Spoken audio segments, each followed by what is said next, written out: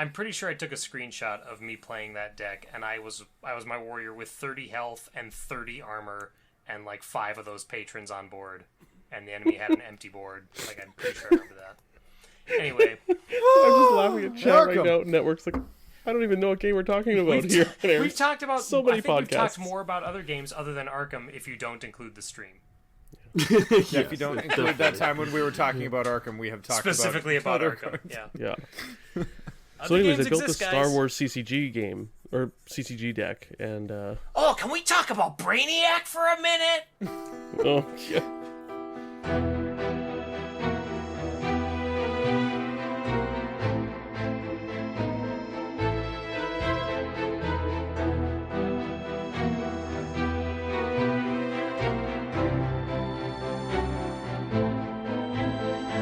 Mythos Busters, investigating the mystery, monsters, and madness of Arkham Horror, the card game.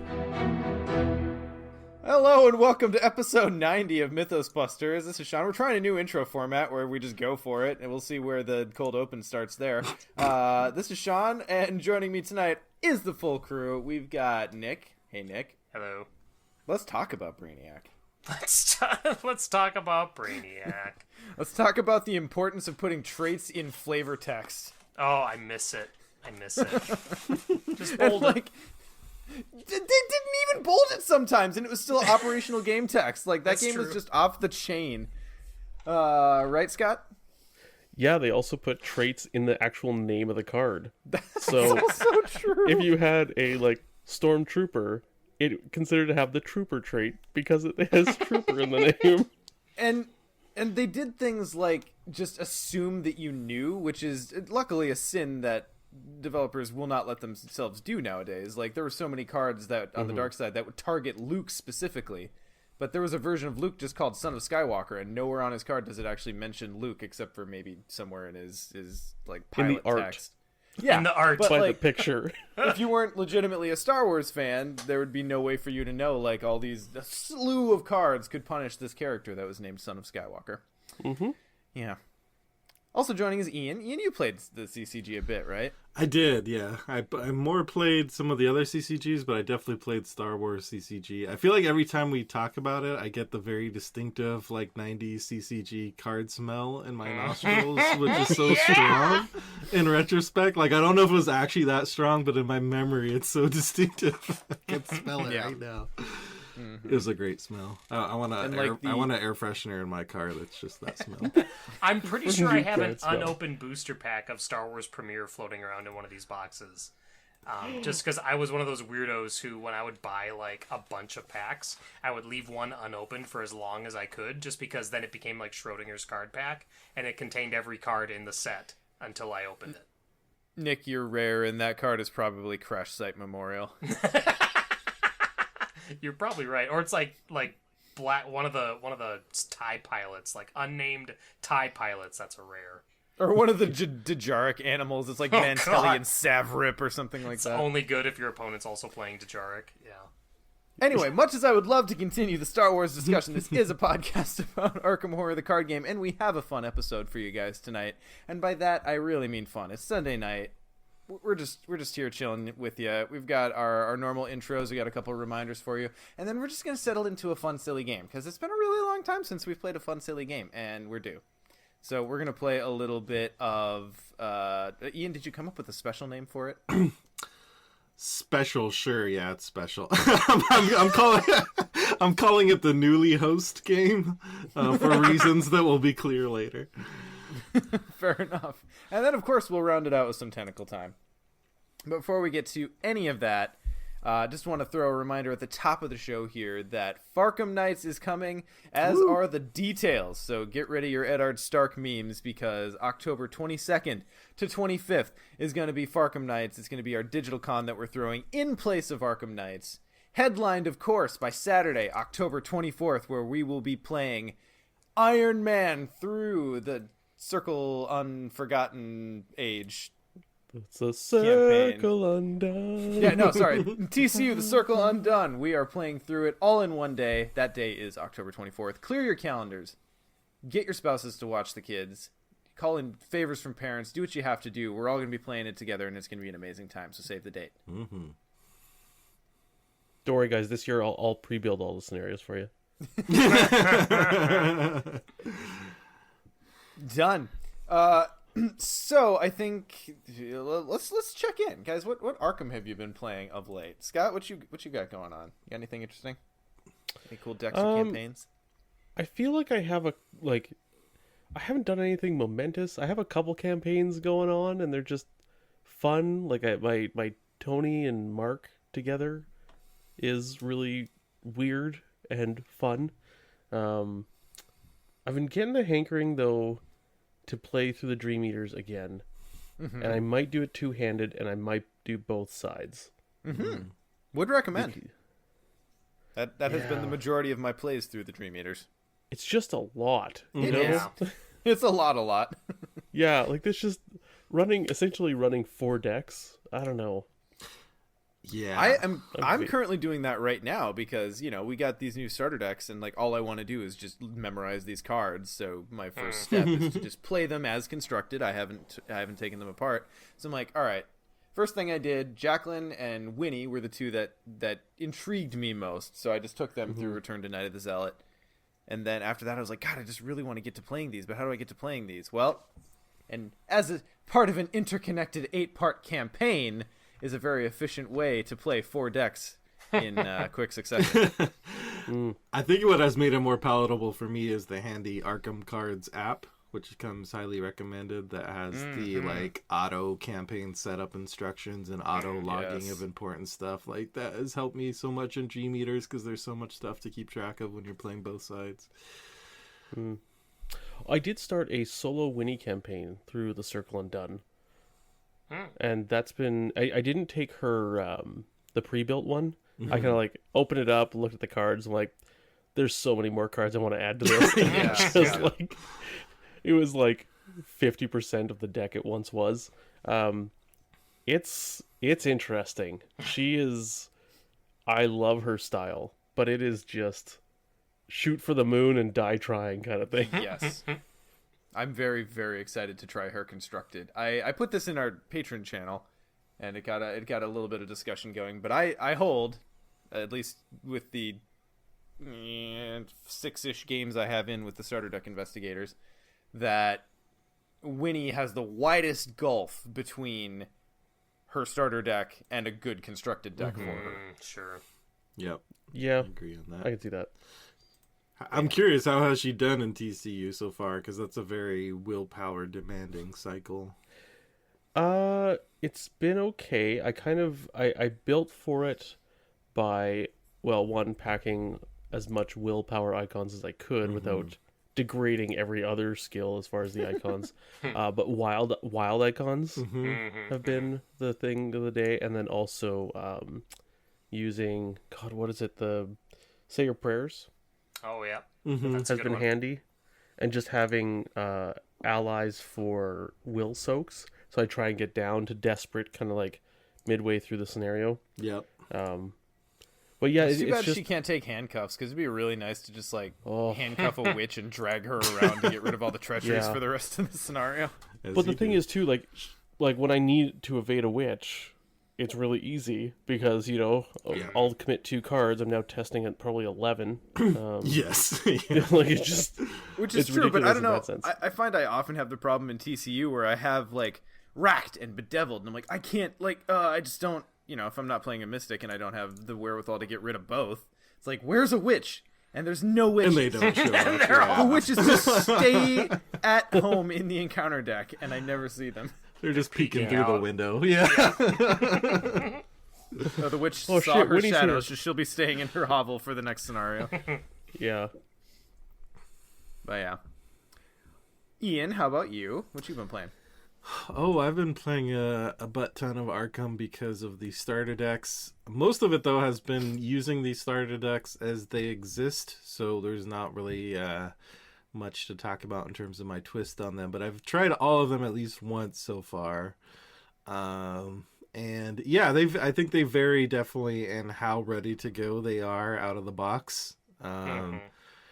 but they're all a lot of fun. Even Harvey, who I was the least excited about, because he just seemed like, okay, draw a card when you draw an extra card when you draw a card. What do you do? But he actually has all right, some... C-Stan, calm down. He has some fun cards in his deck.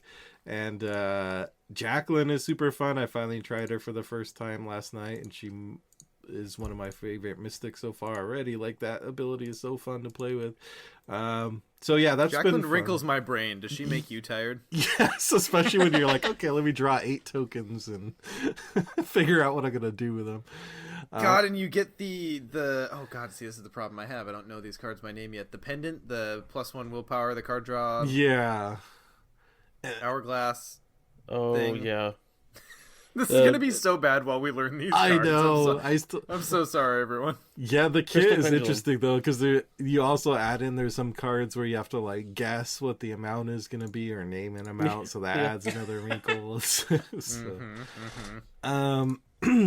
I think the only other like non-starter decks I played that I'm very excited about this Tony build I've been tinkering with and working on, which is taking some of the new Guardian events from Nathaniel's deck that came out, and throwing them in Tony and combining it with double with the idea that he can double those events, so you can do like a 1-2 punch and then double it. And so you can pump out insane amounts of damage once you combine that with the other already kind of crazy stuff in Tony's rig to deal damage, like the Garrote Wire and Delilah.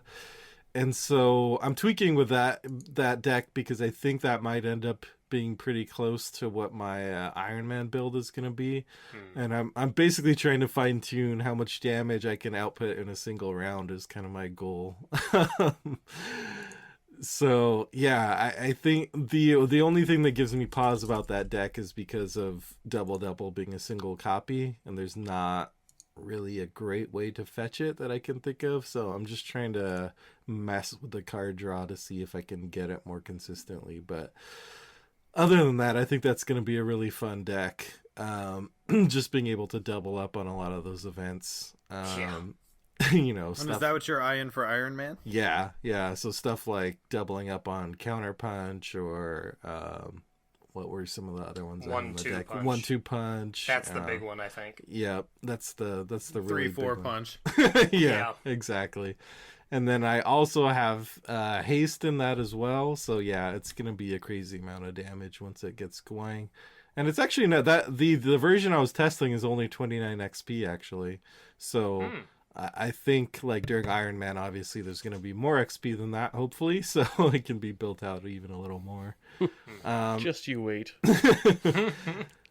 I think the hard part will be tweaking that deck to add some flexy elements in that and figuring out what to cut. That's going to be the big challenge. And then other than that, it's just been trying to tweak the Winnie starter deck, because I actually completely agree with you, Sean. I think that's the starter deck that benefits the most from tweaking. Boy, that is a much more diplomatic way of putting that, though. So I've been working on my skills that kills Winnie deck, and throwing in. I think I have 16 skills in it right now, and I'm working on that thing and trying to get it to where I want. I still feel like I'm feeling out with Winnie and figuring out a good build that I'm 100% happy with, but I'm getting closer, I think. Fun. Nick, what you been up to? Much like Ian and Scott and Sean, I've been playing the starter decks. Well, the Hey, ones I that's us. have. Yeah. I currently have Nathaniel and Harvey. Winnie and Stella should be coming in the mail tomorrow or Tuesday. And then I will be picking up Jacqueline last, and she'll be coming in. But anyway, I've been playing those. I started them through Return to the Forgotten Age because I figured why not just play all of the new content at once. So I started Nathaniel and Harvey through Return to the Forgotten Age, and they were running a High Vengeance game. And then I just was kind of like, I want to do Return to the Forgotten Age, but I guess I don't want to do it with these two investigators.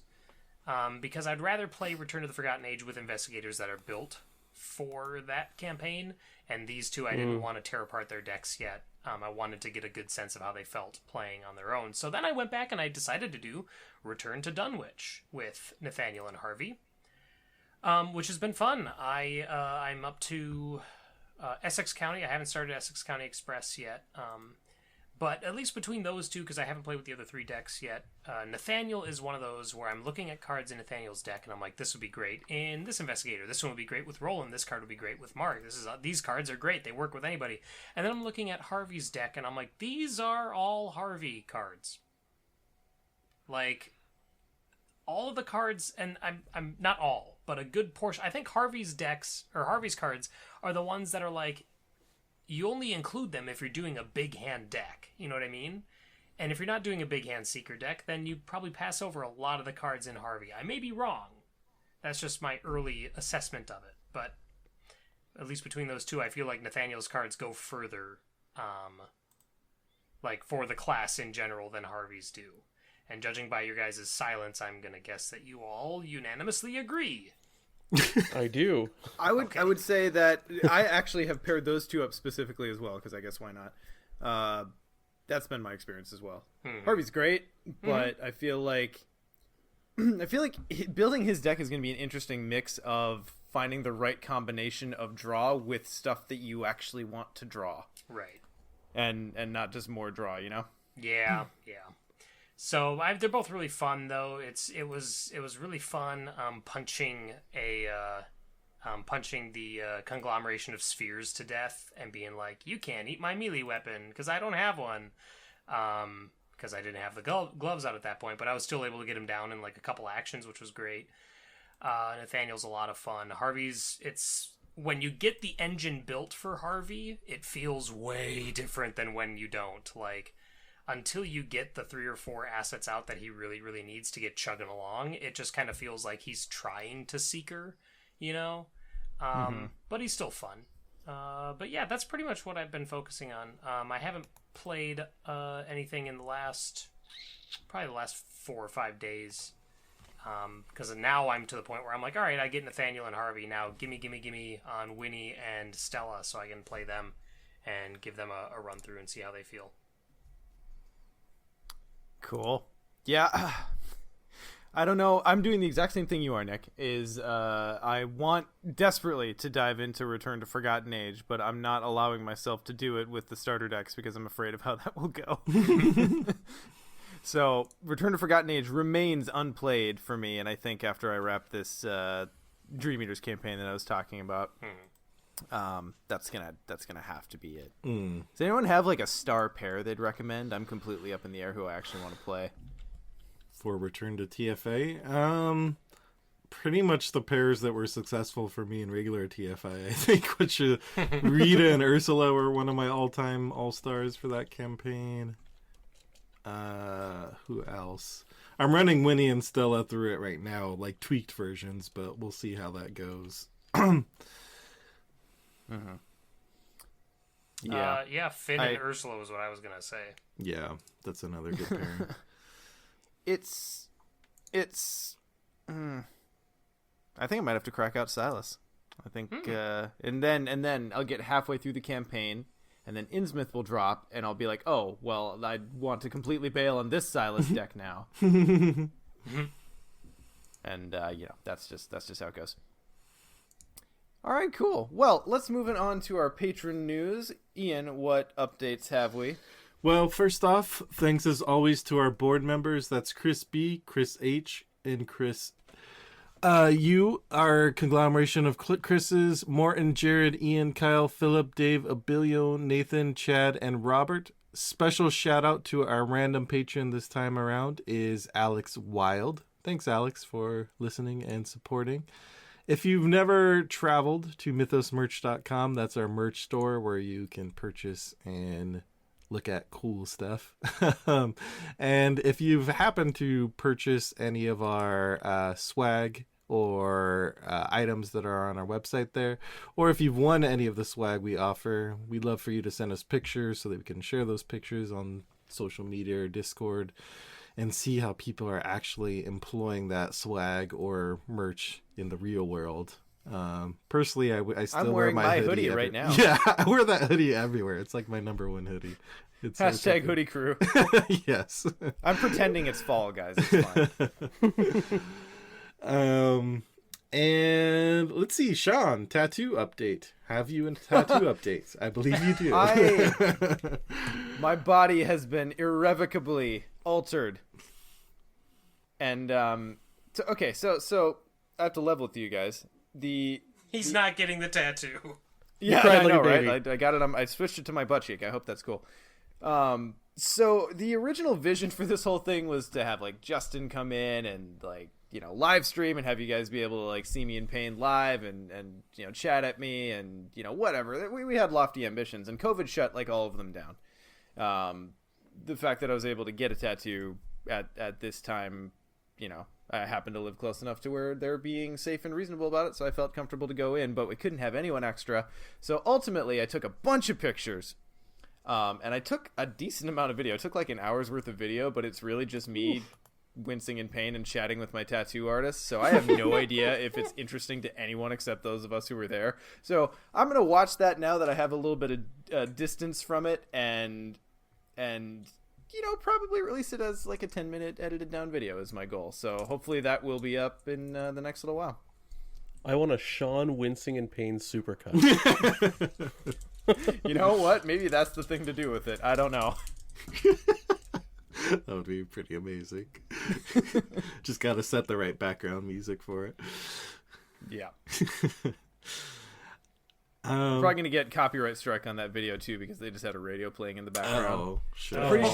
I'm pretty sure the first song that played when I sat down was Butterfly by Crazy Town. I'm like, yeah, this is pretty much the exact song I always imagined getting a tattoo to. Butterfly. Oh, I totally forgot Come, about that my lady, song. come, my lady. Holy crap. And then you immediately switched the art from a sleeve to a tramp stamp. How did you find a way back to 2006? I had to play Astral Travel. It was dicey. Scott, put that on your list for parroting. That's my special request.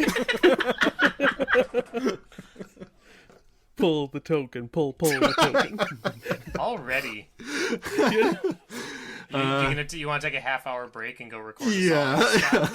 I mean, Scott's just going to be able to fucking improv these things at a certain Yeah. point. You're just reaching God-level stats. Half an hour? Do you expect me to take a nap too?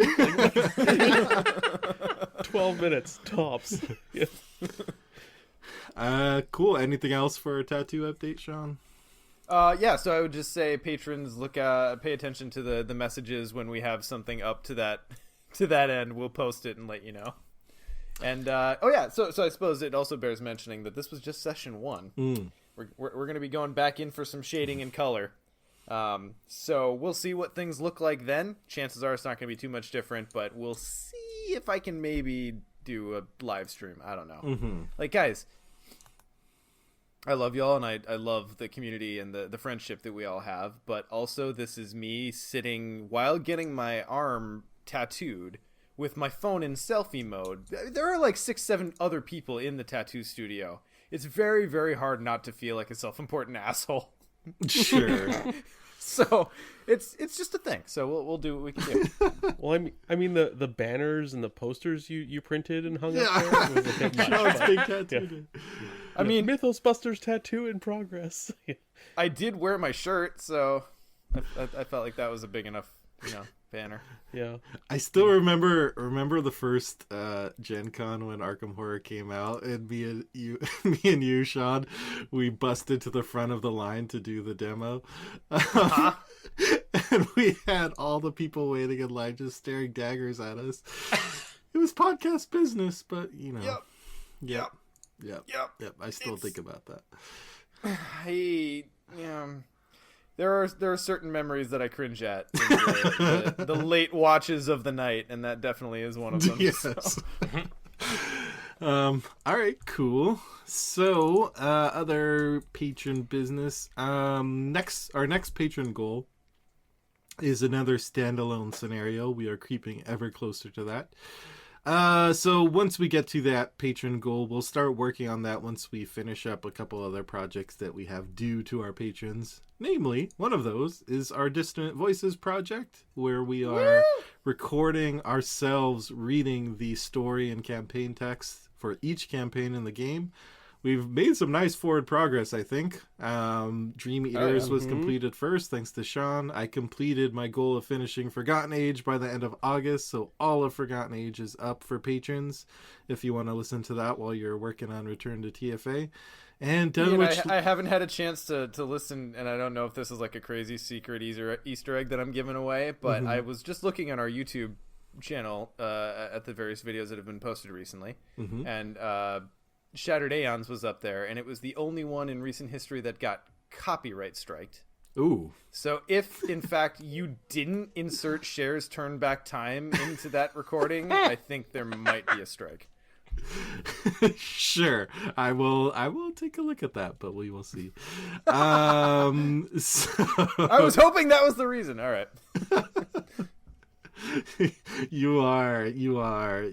Let's just say you know me well. You might do well in the Newlyhost game. Yeah. Let's see.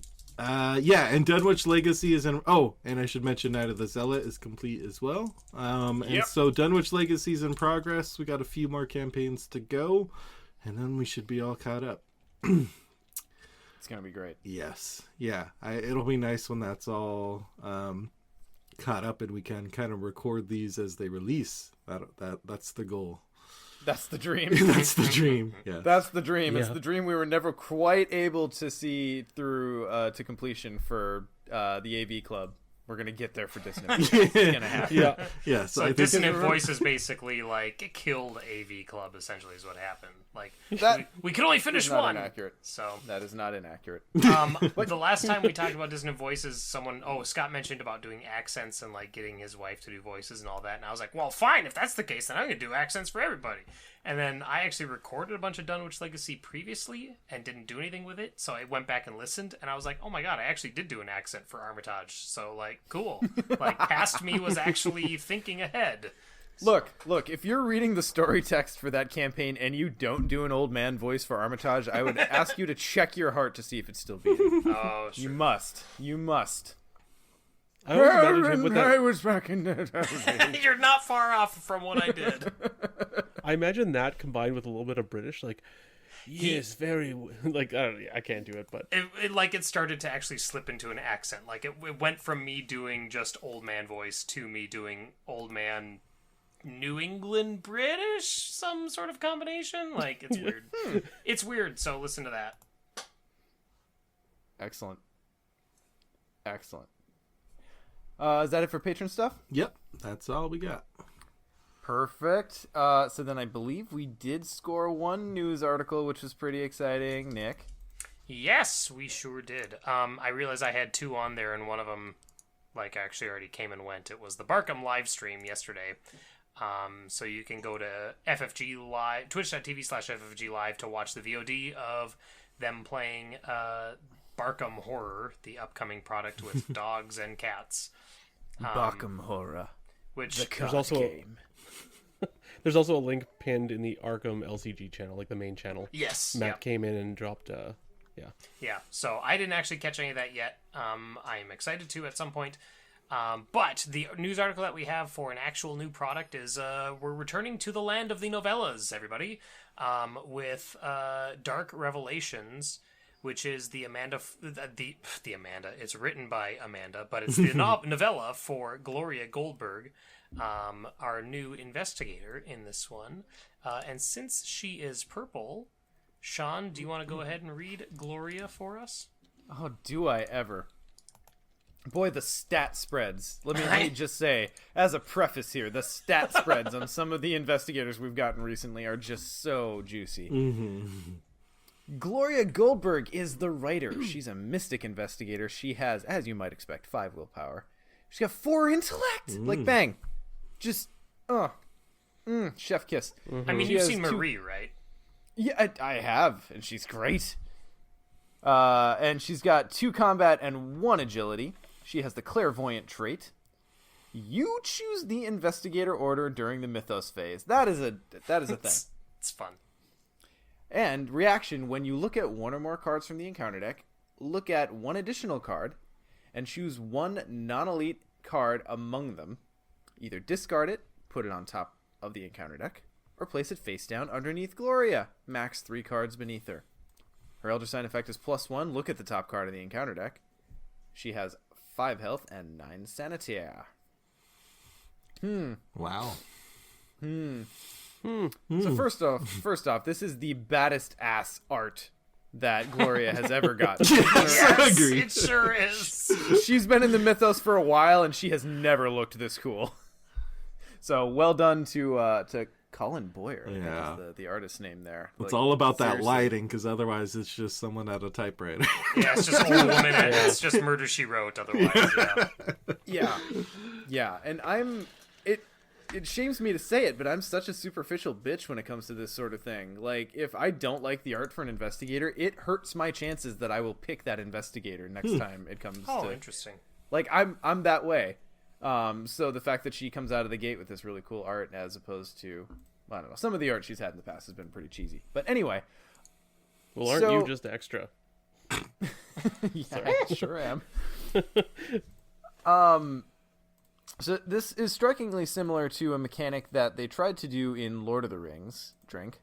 One Rossiel and Victory display play where you were kind of manipulating cards in and out of the encounter deck, and you know, there's value in doing that by itself, but then there are certain cards that let you play off of what you've done, and it's a cool mechanic, and it looks much more tight and self-contained and thus operable here.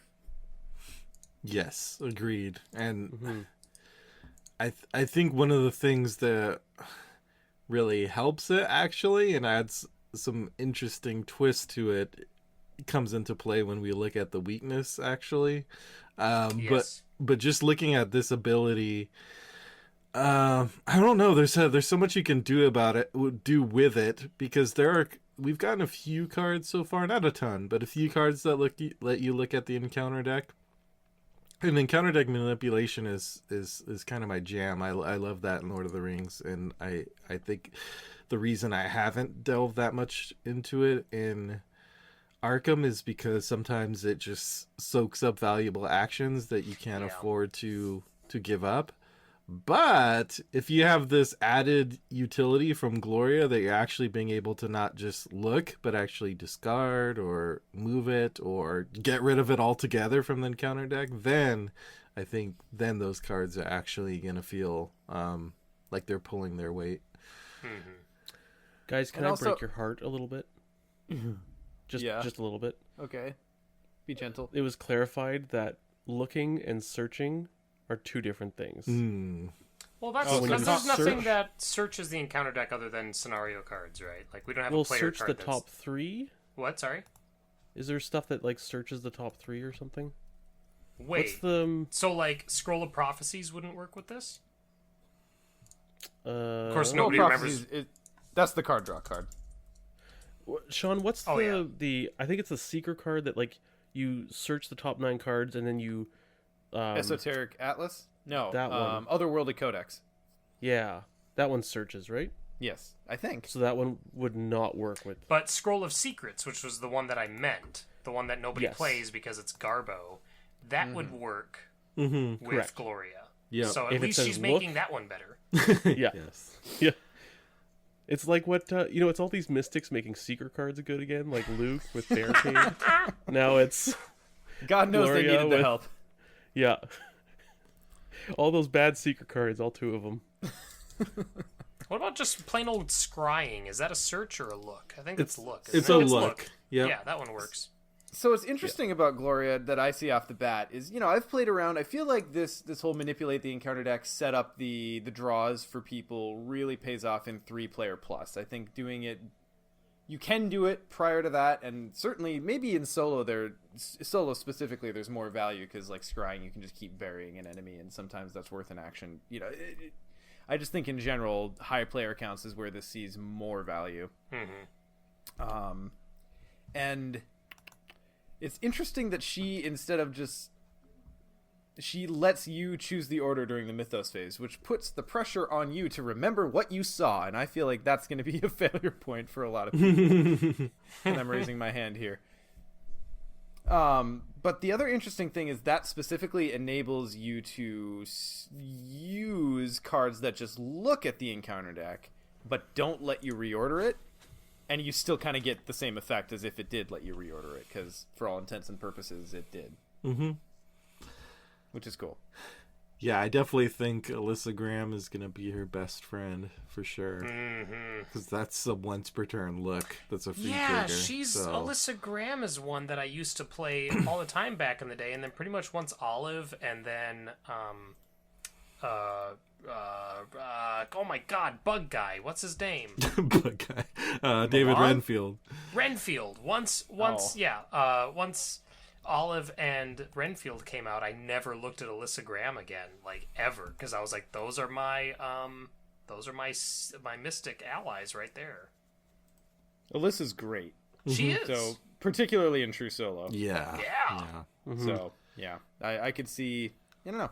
So we have some signatures to cover before we really dive into this stuff. Ian. Okay. You want to read Ruth? Yes, I do. So Gloria's signature asset is a 3-cost asset, Ruth Westmacott, Dark Revelations subtitle. Has 2 intellect icons and a wild icon, ally and artist traded. Gloria Goldberg deck only, of course, and it's a replacement. Reaction: when an investigator fights, attempts to evade, or initiates a skill test on an encounter card, discard an encounter card that shares a trait with that encounter card from beneath Gloria Goldberg, and reduce the difficulty of this skill test by 2. Takes up the ally slot, so some competition with Alyssa there, unless you have charisma, and 2 health and 3 sanity. I think I had to read this one like 5 times before. So basically, when you're dealing with a bad card, Yes. and I do like that it lowers the difficulty. Like that's always better than a boost, right? Because if you can never get that difficulty down to 0, it's an auto pass except for the auto fail. Right. So neat. Mm-hmm. And it's nice that it's going trait based instead of just an exact copy. You know what I mean? Like it's not like the next time someone initiates a test on another copy of that card, you know, it's like, no, it just has to share a trait, which in TCU would be great, because how many hexes are there in TCU? Oh god. Yeah. Like that'd be awesome. Mm-hmm. Or like even with if it's enemy stuff, right? Like ghouls or monsters, or something like that, right? Like cultists. Yeah. Like there's so many broad stroke traits. So yeah, this is where we really see that strong Rossiel reference, where it's like she also cared about traits and comparing those. Sure. So this adds that interest of like, okay, now when you're thinking about a card to put under Gloria, you're not only looking at what the card is, but also what trait it has. mm-hmm. Because there's kind of 2 different decisions to make there. One is like, is there a card that you just want to bury under Gloria so you don't see it again? Versus, is there a card that you know you're probably going to discard to Ruth, and then it's probably more a trait-based decision. Well, it's funny that you mentioned too about, you know, do you bury a card that you don't want to deal with? Because her weakness... I'm just going to read it so we can talk about this whole thing. My Latin is pretty rusty, but Liber Omnium Finium Sounds right. is a weakness to treachery, end times, Gloria, or end times traded. That's a cool trait. Gloria Goldberg, deck only replacement. Revelation, draw a random non-weakness encounter card from beneath Gloria Goldberg. That card gains peril, its effects cannot be cancelled, and you get -2 to all skills while resolving its effects. If that card is an enemy, it immediately attacks you. If no card is drawn by this effect, shuffle this card back in your deck. So Liber Omnium Finium roughly translates to "fuck you" in particular. I guess so. Yep. That's my understanding. Guys, end times traded. Yeah. That's so cool. In that It's so illustration scary right and there. real. That illustration's awesome. It's funny, but this is kind of my favorite part of this whole design because, like, I like the rest of it, but this is the one that really nestles in your brain, like, because otherwise you could just dump the worst cards and then counter deck under Gloria and call it a day. But this is like, okay, I maybe don't want to dump that 6 health enemy under Gloria, then it attacks me later. Oof. Does Ikiak only work on non-signature weaknesses? Yes, I believe so. I mean, maybe she's beta for all we know, but at least the one we have. Boy, it's like, because there's just no way to stop this, is there? I don't think so. Alter Fate wouldn't know, because that's a get rid of it from play, I think. What's the Seeker, the other beta, the 4 experience Seeker, not Seeker, 4 experience Survivor card from last year's Arkham Knights? The Shrine of the Mirai? Is that what it is? Yeah. I think so. What does Boy. that do? I know the beta card that hasn't released, but I couldn't tell you what Jacqueline's crystalline dangler thing across her cards was called. Crystalline Dangler. That's the official name now. Yeah. But I know that interacts with I think it's just encounter cards. Yeah, I don't think there is a way to get around this. Yeah, usually it specifies. Yeah.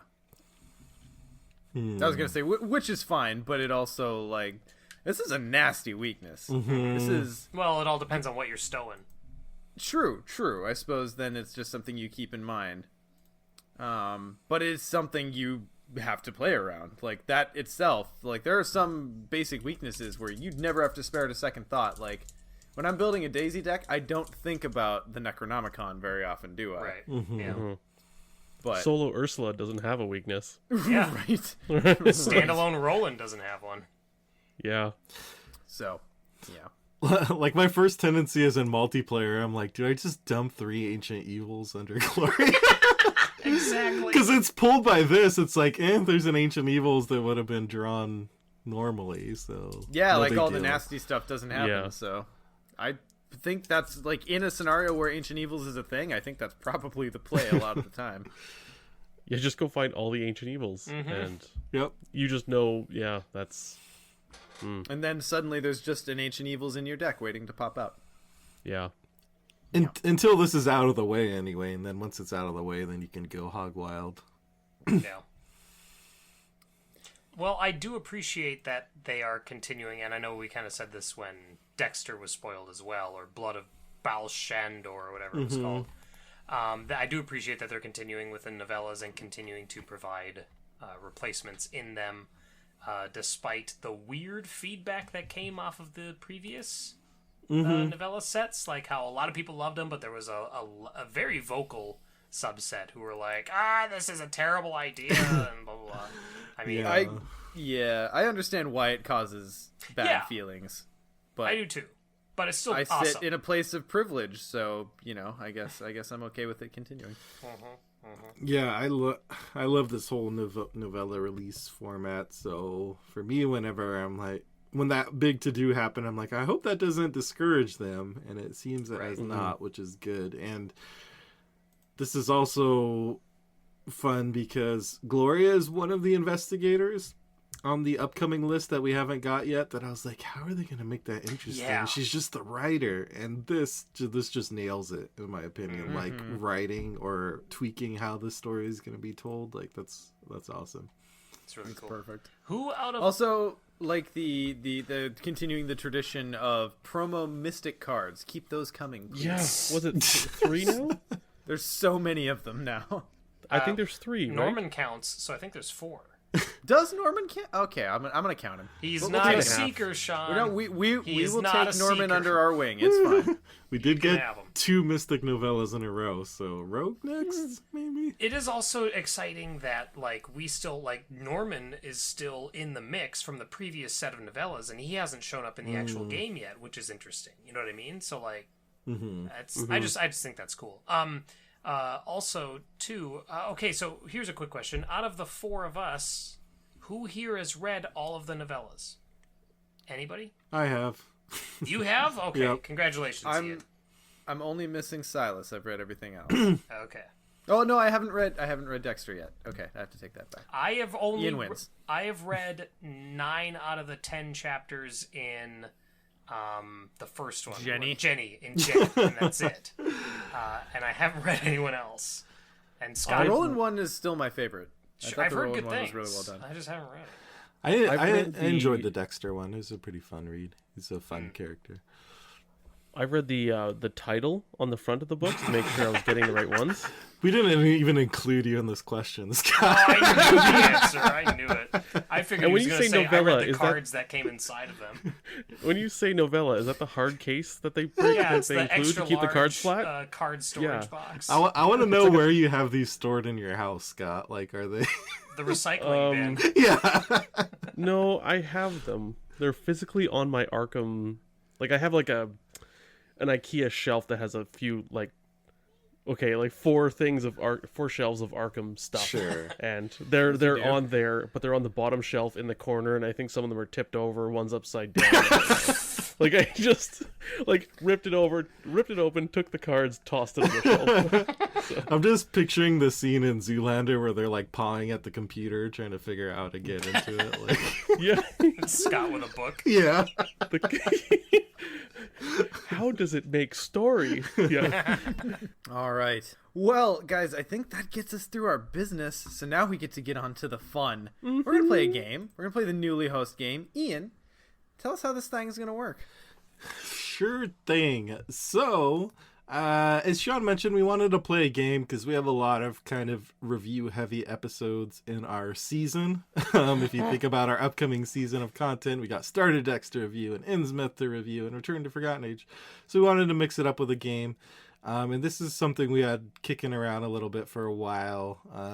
When I was trying to think of old game shows that we could play, we've done Family Feud style, and I was thinking, what about Newlywed Game? So for our younger listeners, I don't know if this one ever got the reboot treatment or not. They've rebooted a lot of old game shows, but I'm not sure. I don't know if they could find a host creepy enough to of... Right. So the Newlywed Game was an old, I want to say like 1960s, 1970s game show in which they got newlyweds together, and the object of the game was, it was kind of a demonstration of how well do you know each other. So each person was tasked with answering certain questions, and then you had to guess how the other person answered that question. And so you got points based on how well you knew them to know how they would answer the questions. So that's what we're going to be doing. In advance of this Newlyhost game, we all as hosts answered a set of questions without knowing how each other answered. And so we're going to play 3 rounds with different partners. We're going to kind of switch partners as we go along through each round. And the object is going to be pretty simple. We're going to try to guess how our partner answered each of these Arkham-themed questions. Some of the questions are more game-focused, like asking about particular cards or types of cards, and some of them are more just random, like nonsense questions, but still related to Arkham. And then, so there's going to be 2 types of scoring. So one is just for fun. We're going to see when we have different teams against each other. Like our first round is going to be me and Nick versus Sean and Scott. So we're going to see which team did better, who knows each other better based on who got the most points between the team members. But there will also be an overall individual winner at the very end of the game. So I'm gonna try to keep track of both of those points and see how well I can keep track as I play, because there's gonna be a lot of keeping track there. Well, let us know if you can offload anything easily to us. Sure. Let's Ian, see. You had me at switching partners. Yes, so there will be lots of switching partners. That's awesome. Very highly recommended in the Mythos Busters offices. If someone wants to keep track of like the team score in each round, I can keep track of the individual points is what would be helpful. Or actually, hey, is there a listener out there that wants to keep score? Sure. Wow. Oh, big kahuna. We're tired and network. busy. You guys want to do it? Sean, when we stream and we have the We have the butler thing. It's like, do my bidding, please. Yes. Well, you know what? A bunch of you can keep score, and then you can check each other's work, and then you can aggregate the scores and just Yep. So basically what you're keeping track of, so there'll be two teams against each other. You're going to keep track of each time a person guesses their partner answer correctly. That's a point. So each time someone answers correctly how their partner answered the question, that's a point for that team. And so for each team, you in chat are going to be keeping track of those points, and we'll see who the team winner is. Nothing on the line, really, except for bragging rights and fun and hurting each other's feelings because you don't know your partner that well. So, to say, at the end of this prize, or at the end of this game, is the prize of knowing that you know your friends the best. Yes. Which is a lonely place to be, but it's still awesome. Yeah, so, who really wins in that? As I mentioned, round 1 is me and Nick versus Sean and Scott. There are different sets of questions for each round. Basically, how it's going to work is we'll work our way through the rotation of hosts, and I'll go over what the question is. We'll take one question at a time, and then just say how you think your partner answered the question to keep myself sane. Otherwise, I would like to kind of vary the order so the same person isn't always going first, but I also want to stay sane and I'll probably forget. So I'll just go in the order that's... Yeah, I was about to say, if you listen to last episode, you're going to see about how well that goes. I had Sean's voice clearly in my head when I was thinking about that. Wait, Scott, did he not just read? No, okay, Nick. Fuck, it's Ian, I guess. All right. Because you know what's really important is who reads the card. And not the card. Yeah. All right, so round 1, fight. It seems unimportant until you get skipped, Scott. So,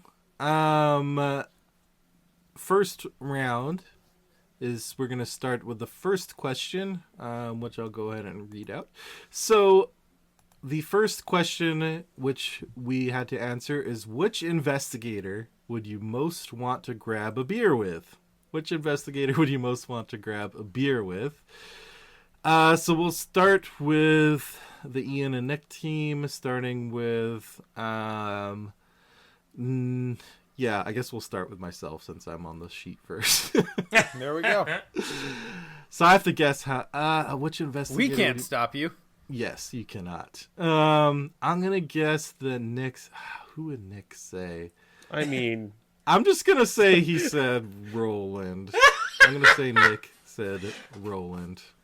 Am I revealing what I said? Because I don't remember. If you don't remember, I do have them here, which thank God. I can look at. Okay. I also do not remember. There's so many of them. Well, I did this like a week ago. I know, and like I just answered like the first thing that came to mind. I put it in there, and then I just move on. Okay, so Nick answered Luke, actually. Oh, yeah, because I was like, he probably has like the best stories, like, because he's bouncing all over the place, and he's like, dude, I had this crazy dream, but I actually went there. Like, yeah, I put Luke. Sorry, Ian. Sorry. I would not have guessed Luke, but yeah, that makes sense. I guess he would have lots of dream stories to tell. All right, let's alternate between teams though. So Sean, how do you think Scott answered this question? All right, so the dilemma here is like favorite investigator versus do they make a distinction between who they'd want to drink with? Right. So I'm gonna pretend that I can safely assume that Scott made that distinction, and I'm gonna guess Preston because I'm sure he would be drinking the top shelf stuff. That is a... Oh, do you remember, Scott? No, I don't, because I know there's a bunch of questions I do remember, because they're like... But anyways, I don't remember this one, so please tell me what I answered. I'll probably remember why. But... It appears that Scott did not make that distinction because he chose Ursula. That was my number 2 answer. Of course he picked Ursula. You know what? I remember thinking, like, I didn't pick her because, like, she's my favorite solo investigator. I picked her because she, like, probably has, like, some of the best stories, similar to the reason you did, Nick, but, like, the Indiana Jones and, like, check out this awesome relic I found from 3000 BC and stuff like that. So, and this one time at expedition camp, that's exactly it.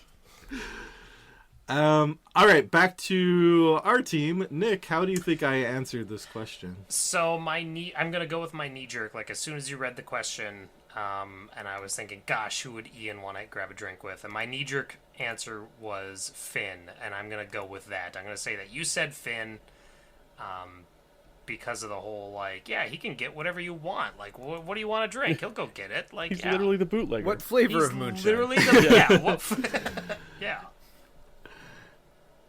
That is a correct answer. I did choose Finn. 1 point for yes! Nick and 1 point for our team.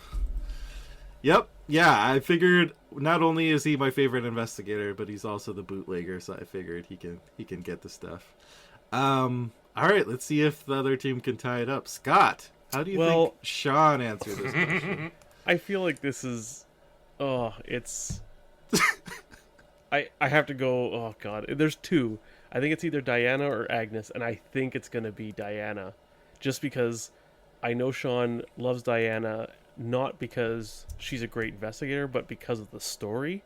And I think he, like you said, Sean, you would differentiate between, like, a good card versus the character that person is. So I'm going to go with Diana. That is 100% correct. Sean answered exactly. Diana Stanley, I'd drink anything with her. Scott, you're probably safe to name Diana for every answer, including the answers that aren't investigator names, and you'd probably be still right. Yes. Yeah. Diana has the best Kool-Aid, guys, I'm telling you. I've heard that. Okay, so next question is, so our two teams are tied so far. Mm-hmm. What is the most underrated card in the game? And I'm trying to guess what Nick said is the most underrated card. What did I say? Most underrated card. Of course my mind goes to Shotgun, but I don't know if Nick views that as underrated. And I know Nick loves his one copy of Dynamite Blast, too. But I also don't know if you would say that's underrated. I'm going to say Dynamite Blast. Let's see if I was right. If I'm thinking of if it's the one I'm thinking of, I think you're wrong. Yep, I am completely wrong. And his this answer actually makes sense now that I look at it. Vantage Point. Yeah. That's was Nick's answer. Nick, good choice. Thank you. That is, I have been warming up to Vantage Point lately. It's one that I remember including and everyone going, "Are you crazy?" And I'm like, well, yeah, but it's okay. Like, the problem is it's very specific in what it like what it's trying to do. And so if you're not also playing into that, then it's just. But I think it does have a use, unlike what many people say. So. Yeah. All right, so no points for me. I'm still got a big 0 here. Switching over to Sean. Also, am I seeing correctly here that this hedge maze is like 2 feet high? It's very ineffective. Yeah. You're right. Is this a hedge maze for ants? It's a hedge maze for ants. If it was tall, they wouldn't have a vantage over it. Yeah, the vantage point is just standing in the doorway. I'm 2 for 2 on Zoolander references today. All right. Over to Sean. What do you think Scott said is the most underrated card in the game? Okay, there have been a lot of new cards that have dropped since he and I have had this discussion. So I just have to go with what I remember Scott talking about and what I remember him actually championing in our games together. And for that, I'm going to go with Unearth the Ancients. Yeah, that's what I would have said too. I remember this correct. answer. Yep. That is right. Yes! Point for Sean and point for the other team. Yeah, that so checks good. out 100%. All right, Nick, how do you think I answer this question? Oh, God, what would you say is the most underrated card in Arkham Horror, the card game? Which is a living card game, Fantasy Flight Games. Damn it, you got there first. Oh my God. I'm gonna say no. This is hard. Because now I gotta think about every card, not just investigators. Ian, I'm gonna say that you think the most underrated card is. I'm trying to think of like a rogue card that's something that we like pan or that we pass over often. But Joey the Rat. Ian, can I guess before you answer? Sure. Cat Burglar. It's got to be Joey. It's got to be Joey. It's probably Joey, though. Yeah. The answer is, Joey the Rat. Yeah! You saved it at the end, Nick. Pulled it out. Cat Burglar is another good answer, though. If I would have thought of it, I would have considered it, but I think it was always going to be Joey. Yeah, I keep forgetting about Cat Burglar. Yeah. He was core set, too. Yes. Yeah. Yeah. It's been around. Yeah. There's just a lot of good rogue allies in the game. So. Yeah. All right, so we're going to go over to Scott now. How do you think Sean answered this question? Okay. I think from our drunken deck build, I'm going to go with, because I don't think I don't think a ton of people play this, but I think, Sean, you'd be right if you think that this is woefully underrated, is the Mystic Enchanted Blade level 3. Well, a very good guess, but that is incorrect. Sean's answer was Survival Knife level 0. Ooh. Yeah. Oh, really? You think that's underrated? I feel like I'm the only person in the world who plays it. Scott, that was a very good guess. That was a very good guess. That was a good guess. Yeah. But yeah, I do think that I don't know, if you're building toward like the guard dog, I'm getting attacked type tanky build, and that's going to see more play now with Nate out there in the card pool. Mm-hmm. Even level 0 is worth playing. I mean, I fell in love with level 0 Survival Knife for TFA because I was like, oh, I can chuck it at the killing the archers. Guardians. Yeah. And ever since then, I've loved it. But yeah, I can see how other people may sleep on it. Darn. I should have known. No, I like, after hearing you say it, I'm like, oh god, why didn't I do Mystic Enchanted Blade? That's a hill I will fucking die on. Yeah, I know. There's video evidence. I know. All right, so our next question is, and I believe our teams are tied. Yes, we're 2-2. Mostly thanks to Nick and not me. Yeah, literally Nick with 2 points. Pulling the weight. All right, next question. Who is the best ally in the game, the entire game? For Nick, what would Nick say? The best ally in the game. Oh, this is tough. Zebulon Waitley.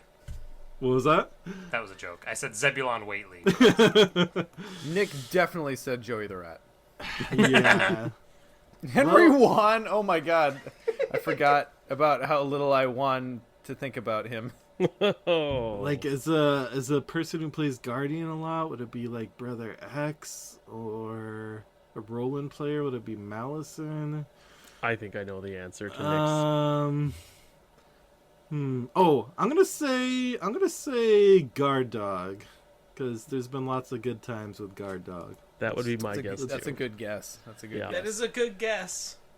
Let's see if I was right. The answer is no, I was wrong. It's Dr. Milan Christopher. Oh, I read that and I was like, well, the one that got nerfed. Like, yeah. He's the best. That is a very logical answer. Yes. Yeah. Yep. I think I got caught up too much in favorites instead of best. Sure. Yeah. It's a tricky line. Yes. Yeah. All right. Over to Sean. Who do you think Scott picked for best ally in the game? Mitch Brown. It's definitely Jake Williams. Just continuing the Ursula theme. Okay. So Scott plays lots of different decks, and if I think about the games we've played together, I can't pick out like a pet ally that you have. Mm-hmm. So that's making this tough for me. So without any better evidence to go with, I'm gonna assume that you read this as about as literally as I did. and go with Duke. Because he is a phenomenal ally. Incorrect. And he is in the game. That is incorrect. Scott's answer was also Dr. Milan. I mean, he's the best ally in the game. He's the best ally in the game. Oh. I still think Rook is better, but that's fine. Scott agrees Duke is not a good boy. Yeah, that's the message to take home from this. That is it. Scott hates dogs. Yeah. All right, over to Nick. Who do you think I picked for best ally in the game?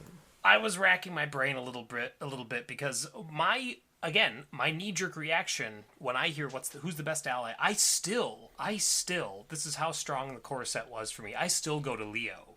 Like, I'm still like, oh man, Leo's got to be the best. But I've really come around. Like, I still like him a lot, but he's definitely not the auto-include that I thought he was for rogues. Not anymore, at least. But then I was like, wait a minute. The best ally in the game, if I were Ian and I played mainly rogues, who would I think is the best ally to supplement what rogues do, what rogues have trouble doing? And I thought, Lola Santiago. It's gotta be Lola. That is 100% correct. You're killing it, Nick. Wow. You got there. Damn. Did you just become best friends? Well, it's kind of one-sided because clearly Nick knows me and I don't know Nick at all. Unrequited I feel like the love. lines are being drawn pretty strongly. All right, so let's switch it over to Scott. How do you think Sean answered this? So I think Sean either... Oh, God. So I don't think he did Milan. I'm bouncing between two. It's either Duke, because, you know, Duke's good boy and all that stuff. Or he picked his pet ally, who I think is Renfield. And I'm not sure which. But it could also be Pete Sylvester, because, you know... That's who I thought of, yeah. Right, yeah, because of Agnes, right? So I think... I'm risking it all. I think I'm going to go with David Renfield. That is incorrect. I probably would have guessed that too. It's Duke. It's a very, very good guess based on my personal taste. But Sean picked... He actually hedged his bets a little bit, giving one story ally, which is Lita Chandler, and one non-story, which was Mr. Rook. Oh. I see. Wow, so you had two chances, Scott, and you still got it wrong. I mean, I should have known from our last TFA or TNA campaign with Lita Chandler just being like... She just was like omnipresent. The rock on which we built our house. Yeah, like it was... After she burned it down? Yeah. But look. I think everyone has to recognize that they don't build campaign allies like they used to after you get past the core set. Like, 0 cost, 3/3, global boost, damage increase. Like, she's so good! She's nuts. Yeah.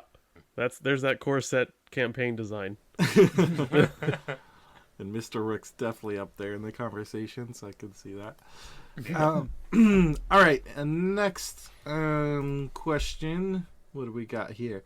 Okay, so who would you rather side with in real life, not in the game, in real life? Would you rather side with the witches or the lodge? So this one's a little easier. You got a 50-50 chance on this one. And so I have to guess whether Nick would side with the witches or the lodge. This is my best chance to get the goose egg away and get a 1 point on the board. Witches or the lodge? Witches or the lodge? Now I have the Circle Undone song stuck in my head. Choose between the lodge guys and the coven. Choose between the lodge guys and the coven. I am going to guess. My first initial reaction is to say the witches, but then something is telling me to say lodge. I don't know what it is. I'm going to go with a nagging voice in my head and say lodge, is what Nick said. And we'll find out if I'm right. No, I'm wrong! The nagging voice betrayed me big time. Still at 0. Okay. All right, over to Sean. How do you think Scott answered? So I don't really have much to go on here. I don't see Scott as being like opposed or aligned in any specific philosophical way to either. So I'm gonna guess that since the lodge is the path to the quickest win, that Scott would align with the lodge. I'm sorry, Sean. I went with the witches. Yeah. Oh, well, see, I can't blame you. And the reason being, who doesn't want to hang out in the forest and do drugs? I mean, that was essentially my reasoning. Kind of my reasoning as well. But. Solid reason. Nick, how do you think I answered? Ian, I think that you felt the same way as I did, and you wanted to stick it to the stuffy old white guys, and so you probably would have said witches just like me. Yep, very safe bet with me, and that is correct. Nick at 4 points. Right. Man, Ian, it's getting heavy carrying this team on my shoulders. This is all Nick. Nick, is your back sore from carrying your team? All right, over to Scott. How do you think Sean answered? Okay, so every time we talk about any type of media, comic books, movies, card games, whatever, Sean always looks for the spell casting women. This is correct. Like, it's a constant topic. So I mean, of course he goes with the witches. Yep, that is what correct. What can I say? I have a serious weakness for the witch archetype in any media. Like, surround me with caster chicks all day. I'll die happy. That is a clean sweep for Mythos Busters going for witches. Yeah. I guess we know what we're doing in Iron Man. Hashtag Team Coven. All right. Next question is... Ooh, this is going to be a tricky one. Who is your favorite ancient one? Favorite ancient one. I really have no idea for Nick, so this will be a bit tough. Favorite ancient. I'm trying to think if Nick has ever mentioned a favorite ancient one. I think I'm gonna. I want to keep it simple and just say Cthulhu, but Nick also isn't the kind of guy who just goes on all day about how cool Cthulhu is. So, but I also haven't heard him talk about other ancient ones really. I'm gonna say Cthulhu for this. I am basic bitch Cthulhu. You got it. Yeah, So I'm on the board. Yeah, so good job with that, Ian. You got my answer right. But the funny thing is, in the process of just right now, I was trying to think of someone else other than Cthulhu, because that's what I put for my answer. And I was like, wait a minute. I totally like Nyarlathotep more than Cthulhu. But I was like, oh, well, I answered Cthulhu. Like, that's... And Cthulhu is the one that, like, when I think of Mythos, that's the first thing I think of. Right. And Right, yeah. I do love just that whole, like... Because the ocean and, like, the deep and everything, that's so cool. But Nyarlathotep is my secret. My secret. Very answer. fitting for him. Yeah, exactly. You're a secret plant in the Cthulhu cult for Nyarlathotep. That's exactly it. Yep. It's a multi-layer operation. I've got my Cthulhu mask. Over to Sean. How do you think Scott answered favorite ancient one? Okay, so Scott makes it no secret that he gives Yes. he gives not but tuppence for the lore. And so I have a feeling that his favorite is going to be tied way more to just general enjoyment in the card game. And I do believe, last time I checked, Carcosa still reigns supreme as just kind of a general campaign. So I'm going to go with H-Bomb or Hastur. That is correct. Yeah. I was going to say, I think he's just said his name more than any other ancient one. Because every time he tells that story, he says it 3 times or 2 times. Yes. Yep. So. Yeah, honestly, that is the exact reason why I picked. Yep, you read me like a book, or like a play, if you will. Aww. Or like how I didn't read the novellas. Over to Nick. How do you think I answered this one? I'm not even going to dress it up. Hoster. Yep, 100% correct. Wow.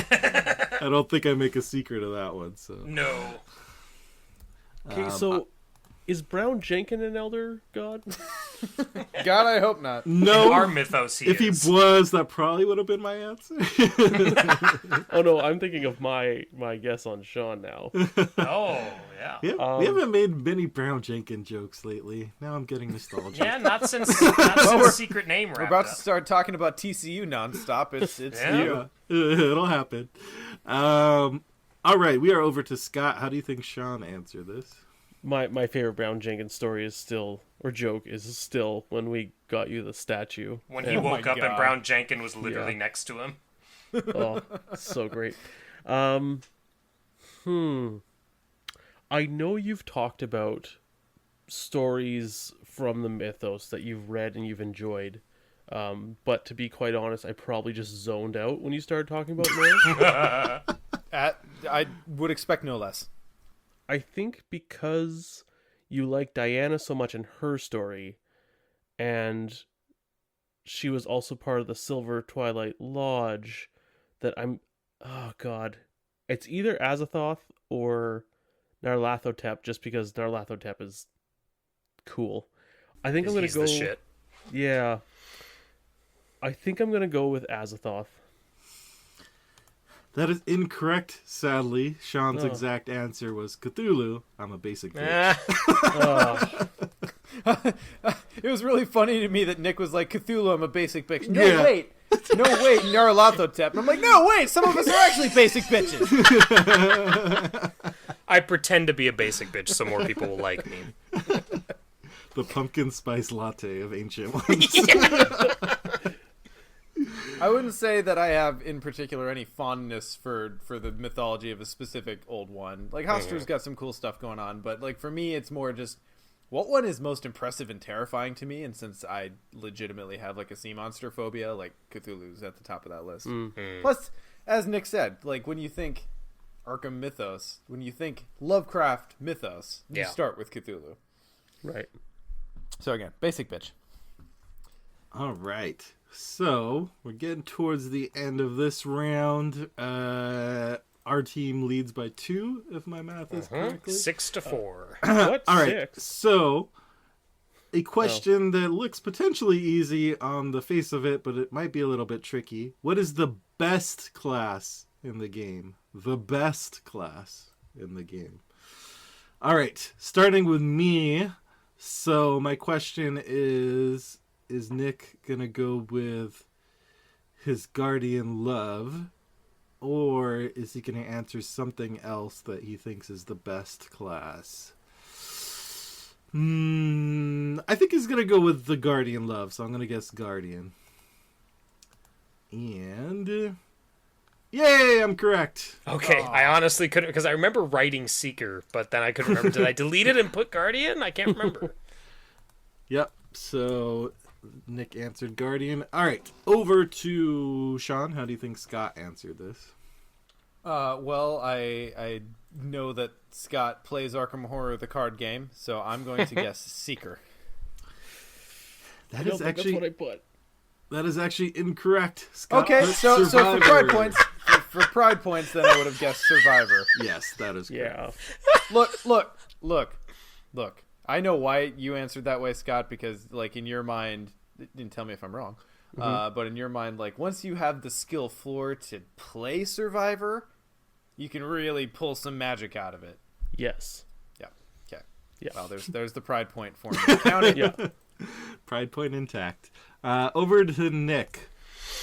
Ian, I think your loyalties to green are greater than your assessment of the game, and so I'm going to say that you said rogue. Is You that are just 100% correct in that regard. both a guess? Is that both a guess and just throwing shade? No, not at all. Like, here's the thing. There's a reason why I put Seeker and then deleted it, and there's a reason why Sean said Seeker. Like, you know what I mean? Like, why he guessed it for Scott. It's because they're the best, right? And Well, not according to your guys' fucking answers. there's also different ways to interpret best, I guess. Best for me is definitely right. All right. Over to Scott. How do you think Sean answered this? Well, see, it's tough because like you just said, it's what do you consider best, right? Most fun? Are we talking about strength? Are we, but the way that Sean made his guess, because I was initially going to go Mystic, just because I know he's just like head over heels with that class.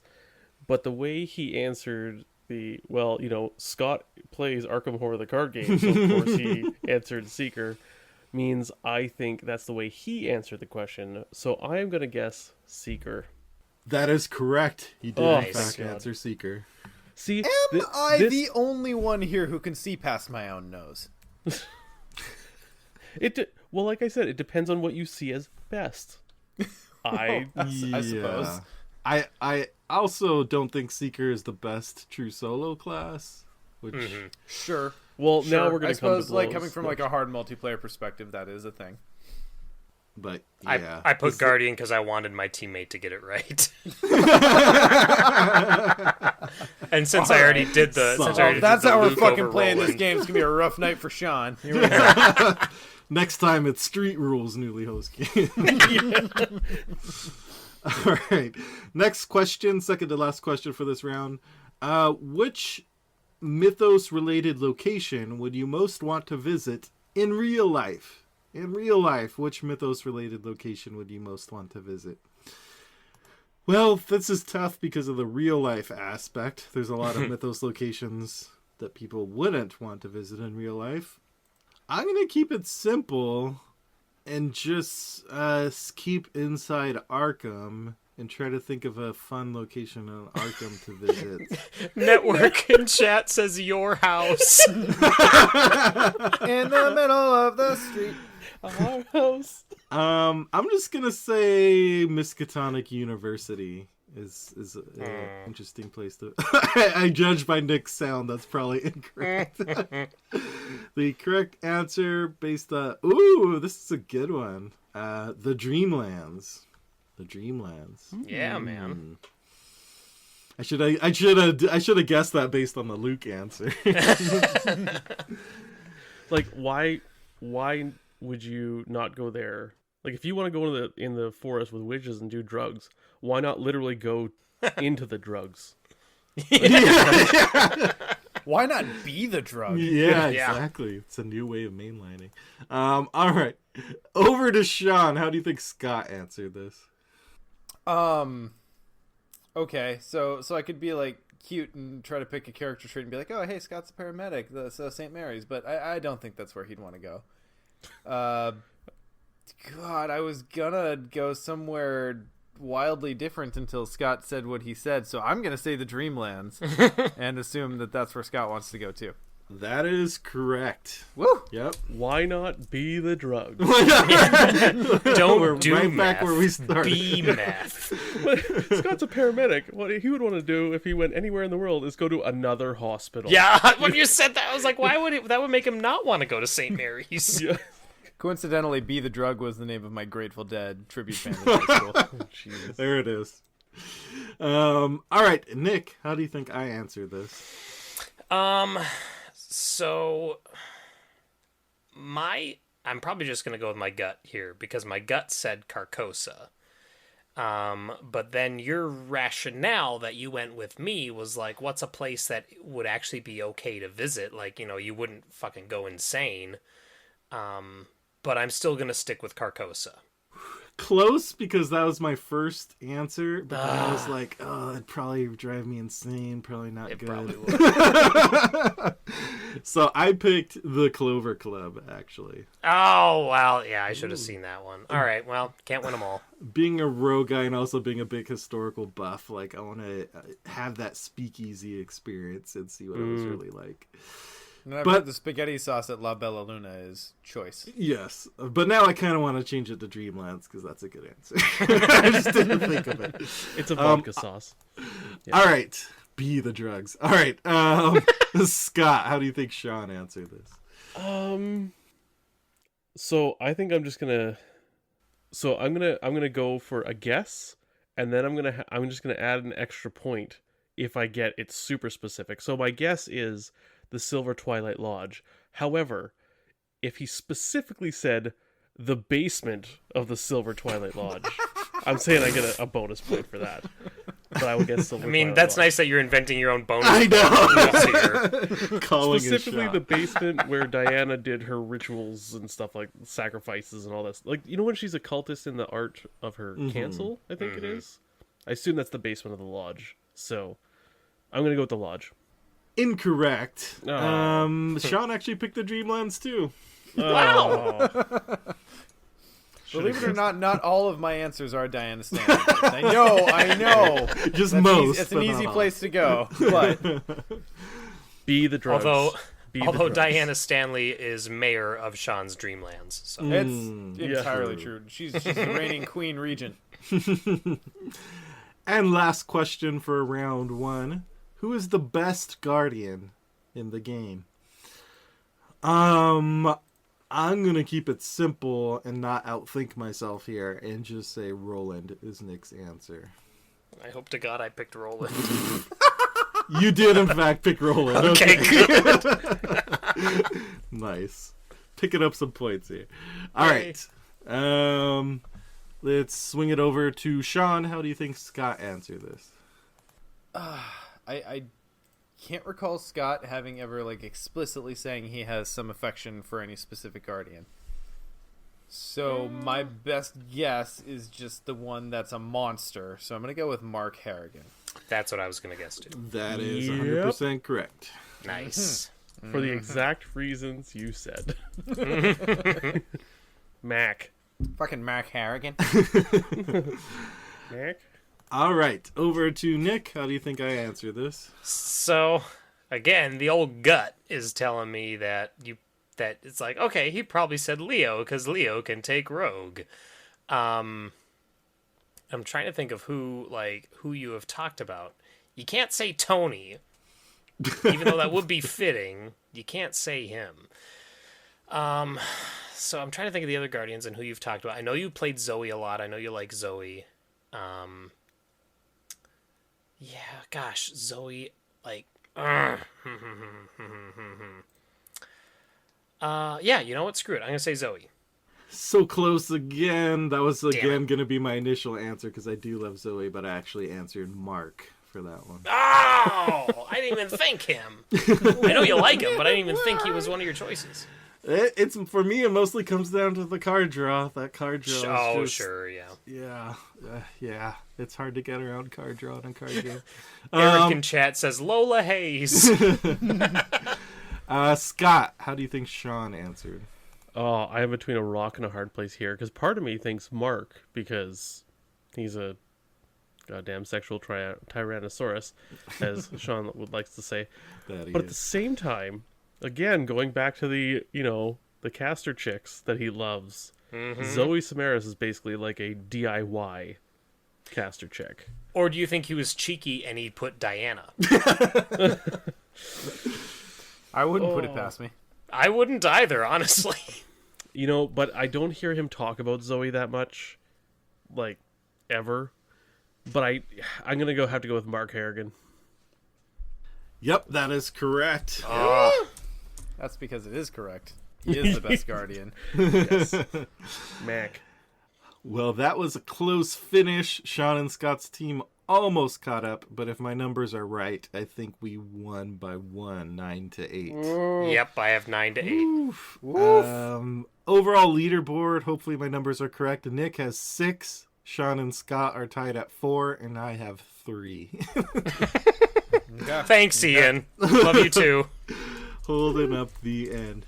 All right, we're going to switch it over to round 2. We're going to switch up teams. We're going to do some partner switching, as you do. The old hot swap, huh? Yeah, the old hot Keys in the swap. bowl, everyone. Put your keys in the bowl and let's get this Yep. started.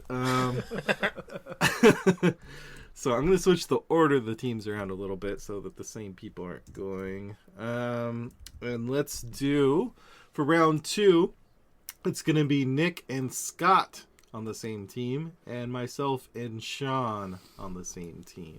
All Let's right. see how this goes. All right, so let me switch over to the next form. First question. Which investigator would you most want on your side in a real-life investigation? We're going to start off with Nick. How do you think Scott answered this? So I do think that Scott and I are relatively close when it comes to like Arkham wavelengths. Like I think that he and I tend to reach the same conclusions, even if the way we get there is different. So I'm thinking that he is sticking with Seeker because so I'm thinking he's going Seeker because of investigation. I'm gonna say Ursula. I'm just gonna say Ursula.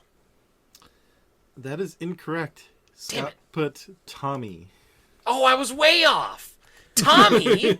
Because he would take damage for me. And he would get you killed! I figured he would like just absorb all the damage. Okay. All right. Well, all right. Well, I better perform better in the rest of this round because I totally put my chips out there and now I lost. So. Network is just killing it. He made a rookie mistake. Oh God.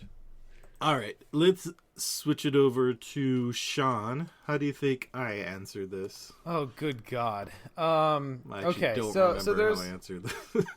I don't either, so this will be really fun for everyone.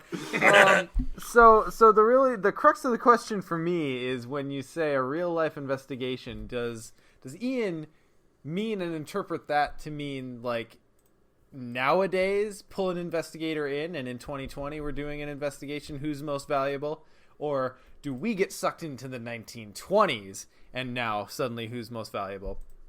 I'm assuming we're keeping the context of the game stable, so we're getting sucked into the 1920s, and if nothing else has been taught to us in the past few years, it is the value of information or misinformation. So I'm gonna go with Mandy. Ooh. Good guess. Unfortunately incorrect. The reason I say good guess is because your thinking was 100% correct about how I approached it. I just picked someone different. I picked Harvey, actually. Okay. Oh. But yeah, at first I was thinking of someone who's like a big meat shield, like who can like handle fighting, because I'm not a good fighter. I'd probably get killed. But then I was like, oh, all this mythos stuff, like there's good value in someone who just knows, like, what do you do with a hound, or what do you do with Shogoth? And so I thought Harvey's like the OG investigator who knows mythos stuff. So yeah, fair. All right. Let's see where we at. Scott, how do you think Nick answered this? I'm gonna go with my gut and say Roland, and the reason being is in a real life investigation, I mean, he's a federal agent, so he's probably good at, well, I don't know, investigating, I guess. Like, he gets clues and he kills bad things like monsters and stuff. So it's Nick's favorite investigator, and he'd be really good in an actual investigation, I think. So yeah, Roland. That is correct. Yep. So my first choice was Mandy, because I was like, I want someone who's gonna do all that book research, so I can go out there. And then as soon as I got to that thought, I stopped, and I'm like, who am I kidding?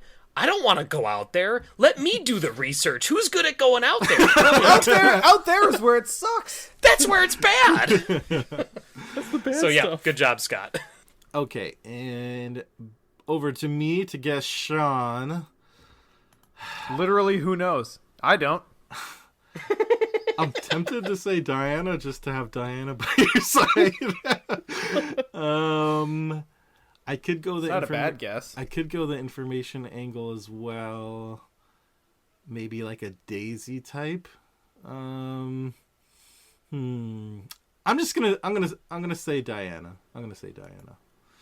And what did I say? Let's see if I'm right. Huh. Interesting. Not Diana. Sean's answer was Jacqueline Fine. What? It was Jacqueline, because like, interesting. Isn't Deus Ex Machina always like someone seeing the future? Sure. Like, she'll get you out of anything. Doesn't matter what it is. She can see it happen.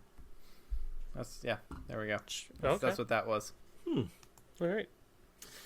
That is an answer, Sean. Good job. I appreciate everyone's co-signing that thought. All right. Next question. What is the best weapon in the game? The best weapon in the game. We're starting off with Nick again. How do you think Scott answered this? Okay, so there's a number of things that we can do. I think Scott likes the chainsaw, but it's technically not out yet. I think Scott likes the boxing gloves, because they search for the really good stuff. I don't think Scott likes the flashy thing like I do, like with shotgun or with sawed-off shotgun or the Lupara. I think he likes it, but I don't think he's as gung-ho about it as I am. But I think Scott's biggest thing is reliability and consistency. So I am going to say that Scott said the Browning automatic rifle. No. That is incorrect. Scott picked an interesting choice. Level 3, Guardian Thompson. Oh, because you shoot money. Oh, you shoot money. And I always forget about that weapon. I think. Yeah, me too. Because it's one of the kind of dual class upgrades. For some reason, I forget about those. But I use the level 0 one. Also, super underrated, by the way. Sure. Oh yeah, totally. Yeah, the casings are cash. Yeah. You're living in Fallout world, man. Oh, I paid for this gun. Oh wait, it pays me back. Or wait, not Fallout world. What's the... you're living in Metro world. That's what it is. Bullets are money. All right, over to Sean. How do you think I answered best weapon in the game? Blackjack! Oh, God. So... Kukri! Yeah, it's definitely Kukri. Ooh, this is really tough for me because you just have such a different play style than I normally do. So I can't inject my perspective into this at all. So if I'm thinking what's the best weapon in the game, and Ian is the one that's kind of tricksy, relies on evade a decent amount. Oof. Do we go Lupara? Because I feel like it hits a pretty good balance of if you're playing the right archetype, it is very good for its cost. You can do a lot of damage in a quick hit. I feel like that's in your wheelhouse. I'm going to go with Lupara. Can I make a guess before you answer? Sure. I have two guesses, but I'm well, going to hang lean on. No. I'm going to lean... I have two different ideas, but I'm going to lean towards one because I don't think the other one is technically a weapon. But I'm going to say flamethrower. I'm going to go the bow. Lots of guesses all around, but the answer I chose was flamethrower. Woo! Flamethrower. Yeah. The other one I was thinking of was garrote wire, but I'm like, I don't think that's a weapon. So No, it's not. I don't think Like, it if it- technically is, no. yeah. I do love the bow quite a bit, but I took this one a little literally. I'm always a big proponent of the raw damage output of the flamethrower. So Yeah. flamethrower's how I answer. All right, over to Scott. How do you think Nick answered this? Gee. I wonder what Nick thinks is the best Literally the cart I hitched the my game. horse to since core set. It is the level 0 45 on... No, okay. I'm going to guess shotgun, just going out on a limb. See how I do. Yep, that is It's the bar. correct. It's the bar. Oh. Shotgun. Scott just pulled in to tie Nick with 6 overall points in the game. Yay. And they're on a team now, so that's weird. Exactly, so it's good now. All right. I have to guess what Sean said for best weapon. It's not a spell, so I have to guess weapon. Kukri. It's Is that definitely joke Kukri. done? Is that joke done? Best weapon. The Kukri still exists, so the joke's not done. I don't know Sean to play with a lot of big weapons like lightning gun and flamethrower and stuff. I think he would keep it more of a basic level 0 weapon. I'm gonna say level 0 enchanted blade. Oh, can you get a half point? I'm going to guess Nah, I level 3 was mystic. level 3 mystic. Mystic enchanted blade is how Sean answered. So close. Wow, this is a hard round. No. What's the full answer, Ian? Fucking fight me. I mean, if you're equipped with that, then sure. I'll fight you. Yes, yeah, in retrospect, that definitely makes sense. See, this was just a confluence of bad luck on my side, because I feel like I could have got Ian to pick survival knife, and I already got Scott to pick. They just had the wrong questions. All right, next question. Ooh, okay.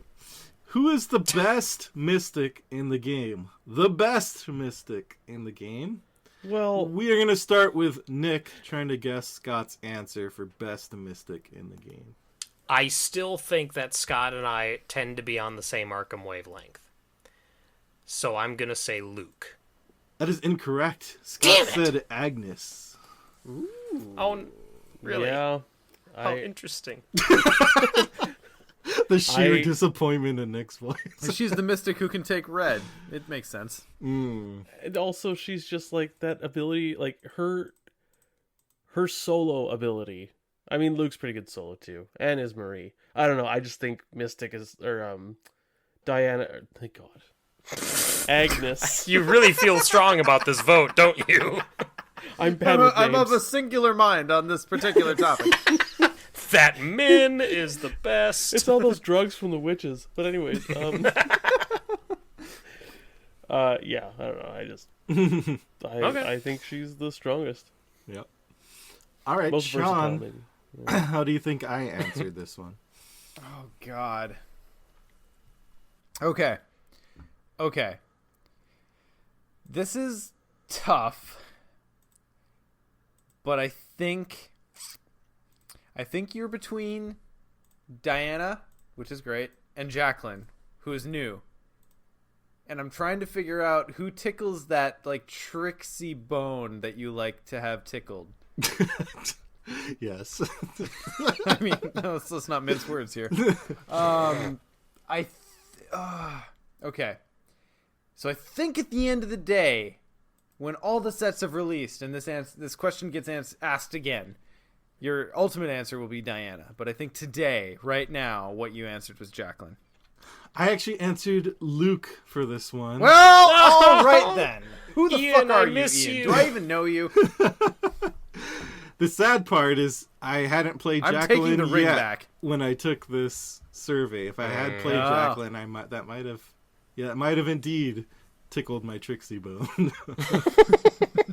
Trixie Bone was the name of my ska-core band. All right, Scott, how do you think Nick answered this? Well, Nick, we are of one mind, as you said. So I think I'm gonna go with Luke. That is correct. Okay, I honestly couldn't, because I considered putting Agnes for this one, so I honestly couldn't remember. All right, you two, Which get a one I fucking actually- room. Luke's got one available, I think. We're getting murdered, Sean. I know. 3-0. I mean, so far. to be fair, it's all Scott. I haven't gotten a single one right yet. So Yeah, and Scott just pulled into the overall lead. All right. I have to guess Sean's now. I'm gonna keep it simple and say Diana. I feel like I'm leaning on that a lot for my answers here, but I think this time I'm gonna be right. I feel like if there's any question to which the answer is Diana, it's this one. Yes, and Sean's answer was Diana Stanley. That is correct. So you got it incorrect then, because you said it wrong. Oh my god. I swear I wasn't drinking when I answered this survey. All right, we're on the board. Our team's on the board. All right, next question. What is your favorite scenario? Your favorite scenario. Nick, what do you think Scott's favorite scenario is? I'm gonna say City of Archives. Ding, ding, ding. Nailed it. Yeah! No hesitation even. Just nailed it. Really? Wow. Really? Dude, have you heard him talk about City of Archives? Like, I have, but it's always like in an academic sense. I didn't think that he'd ever That's actually just pick Scott. that as like his favorite. I have studied that scenario. Like, oh god, remember Iron Man when I like just went in the tank for 5 minutes? And figured out what we had to do. Went through your Yeah, mind one would palace. think what I saw happen to you would make you never want to go there again. Oh, it just made me love it more. I also, Well, yeah. Everyone deals with trauma differently. It's fine. All right, Sean, how do you think I answered this one? Oh, Favorite God scenario? in heaven. God in heaven. I don't bloody know. You like everything. You're like me. Okay. So I'm between So if I'm just remembering, because I do my best to listen when you guys talk, believe it or not. If I'm just thinking about what you've talked about and what you've raved about, I'm between Threads of Fate and For the Greater Good. Because we've all talked very, very positively on those ones, but I know Ian was definitely a loud voice in that particular chorus. But gun to my head, I'm going to go Threads of Fate. Yeah, you got it. Threads of Fate. Yep. Nice. There have been many contenders. That one is still my favorite for that big RPG experience. All right, point for Sean, point for us. All right, we might still have a chance. Okay. I'm on the board this round. I'm just okay with it. Scott, how do you think Nick answered this one? I mean, I don't have any other answer but Threads of Fate because I just know Nick. Love that scenario, and I'm just hoping that nothing's come close after it. I think maybe Search for Gaddath maybe challenged it, but I still think Threads of Fate, just because Nick also loves like tons of locations, big maps, and then also like the agenda, the act and agenda play. That just seems right up Nick's alley. You'll kick yourself for this one, Scott. His answer was Murder at the Excelsior Hotel. He literally made it for himself. I literally made it for myself. Scott, the thing is, I put Threads of Fate down there, and then I stopped and thought about it, and I was like, wait, the reason I don't play it standalone is because I don't think it holds its own. I think it's part of, like, that one is so much a part of the choices you made, in the campaign, that it doesn't, to me, it's not as fun standalone. And then I was like, well, wait a minute, what's my favorite standalone? Oh, duh, Murder. So then I just put that down. But your train of thought was in the right direction. I think the entirety of this game is following each other's stream of consciousness, so thank you for that roadmap. All right, I have to guess Sean. This is tough. I feel like I might have an easier time guessing the scenarios that Sean doesn't like. Right? Which he tends to be very vocal about. I do have words about those. Yes. I know he likes the beginning of Dream Eaters. I know we were all pretty hot on... oh God, now I can't even remember the name. I guess that's Where how Doom hot we Awaits? were on it. The underground Essex. catacomb scenario. Paladin Mass, but that was a little earlier on. I know something. I'm gonna say Depths of Yoth is Sean's favorite. I am correct. Wow. Yeah, yes. Nice. Yeah. To this day, like, if you just said, you know what, random Arkham scenario, I'd be like, you know what, Depths of Yoth, let's see how low we can go. Yeah. Like, it's just the perfect confluence of cool location play, and like it varies up a little bit, and I don't know, I just really like that scenario. It's like Midnight Masks, but vertical. Yeah. Yep. Exactly right. All right, Scott and Nick now have 4, and Ian and Sean have 3. We made up some ground in that round. We're still in it. Yeah. All right. Next question. This is a very subjective one. What is the scariest mythos monster or creature? The scariest mythos monster or creature. Nick, how do you think Scott answered this? So Scott's knowledge of mythos monsters and creatures, I think, goes about as deep as the cards that he has played against. I'm good. Oh, I'm gonna say Whippoorwill. That is incorrect. I think Damn I it! answered this poorly. Scott's answer was Azathoth. Which isn't what? a creature or a monster. Okay. That's fine. I said fine. it because the idea that him just waking up wipes out all of existence is just terrifying. Sure. Okay. But Whippoorwill's a second, right? Yeah, sure. The pity answer. All right, Sean, how do you think I answer this? What scares me? Oh God, it's the scariest. Oh, okay. So I'm trying to think. What tickles the fantastical part of your brain versus what you'd actually be scared of if it popped up in front of you in real life, because it might. I'm gonna be really bad at this. There's so many.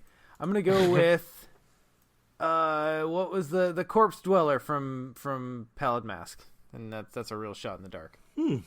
I think I made this really hard on you, but my answer was the dimensional shambler. Oh, that's Swole good. ET, huh? And I think a lot of this is influenced by the Call of Cthulhu video game, where that whole sequence got under my skin. But yeah. Sure. That version of the Shambler was really cool. Though. Yeah, agreed. In real life, though, probably any of the ghosts, like I don't do well with ghost stuff, so that would probably scare the lights out of me in real life. All right, Scott, how do you think Nick answered this?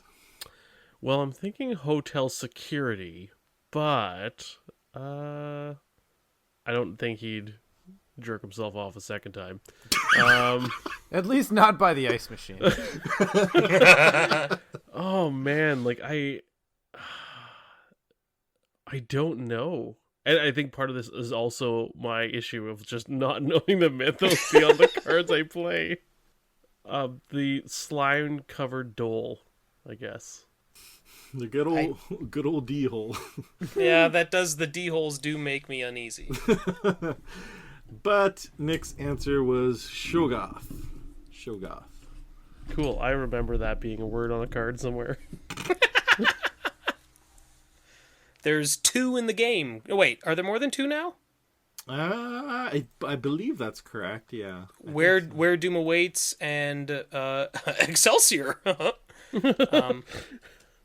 I should have just looked at Excelsior cards, just like grabbed Excelsior pack. All right. Okay, so next we have, I lost track of where we were. That was Scott, right? So it's my turn to guess Sean's. My first instinct was Brown Jenkin, but I feel like Sean said he's gotten over his Jenkin fear, but I'm not sure how much he's lying about that, so I have to consider that. What else? How much he's just willing himself to be I'm over not it. sure myself, if I'm being honest. What else would scare Sean? I'm just gonna go with Brown Jenkin. I'll trust my gut here. I'm glad that my brand awareness has built thusly. Yes, I am correct. Yes, Brown Jenkin. Oh no, now we're tied. Woo! They tied us, Nick. Yeah. Yep. I know, Scott. We're in it. We're in it again. All right. All right, we'll move to the next question. All right. We're going to, with an eye on time, we'll do these a little bit faster and pick up the pace here. All right, which video game should be made into an Arkham Horror scenario? Start off with Nick. How do you think Scott answered this? I'm going to go with the only video game that I can remember Scott talking about excessively in recent memory, and I'm going to say he said Breath of the Wild. I forget what I picked, but I don't think it's that. Damn it. Scott's answer was Gears of War. Oh, wow! I never would have gotten that in a million years. All right, Sean, how do you think I answered this? Again, all I have is what I've heard you guys say. And the most we've talked about this in particular was the episode we did on it, where we all came up with like our own little situations. So, Ian, I'm gonna go with Life is Strange. 1,000% correct. Yep. Nice. Yeah, good job. You're letting us down, Nick. We've really charged ahead here. Gears of War? When have you played Gears of War? All right, Scott, let's see if I we would can have guessed get The Nick. Sims before I guessed Gears of War. The Sims Ring Arkham Horror Fit. Center. Ring Fit. Oh, that would be funny. Ring Fit. Okay. Scott, how do you think Nick answered this? I mean, Bloodborne? Yep, that is okay.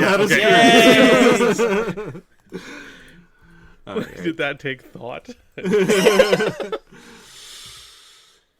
All right, Now tied we back up. are tied again, the teams. I have to guess Sean's. Oh, no. What do I guess? Would Sean also guess Bloodborne? Beat Saber. I mean, if I could make Arkham Beat Saber somehow work, I totally fucking would. But I haven't figured it out yet. Okay, I'm gonna say Bloodborne. Not a bad guess. Not a bad guess at all. Oh no, that was my But second guess, BioShock. Oh no. Oh, wow. That was the second one I was gonna guess. I mean, it's... Yeah. Okay. Since we've done that episode, I still have not had another thought that was more intriguing to me than figuring out how to make like BioShock work with this system. Yeah, I think that would really work well. All right.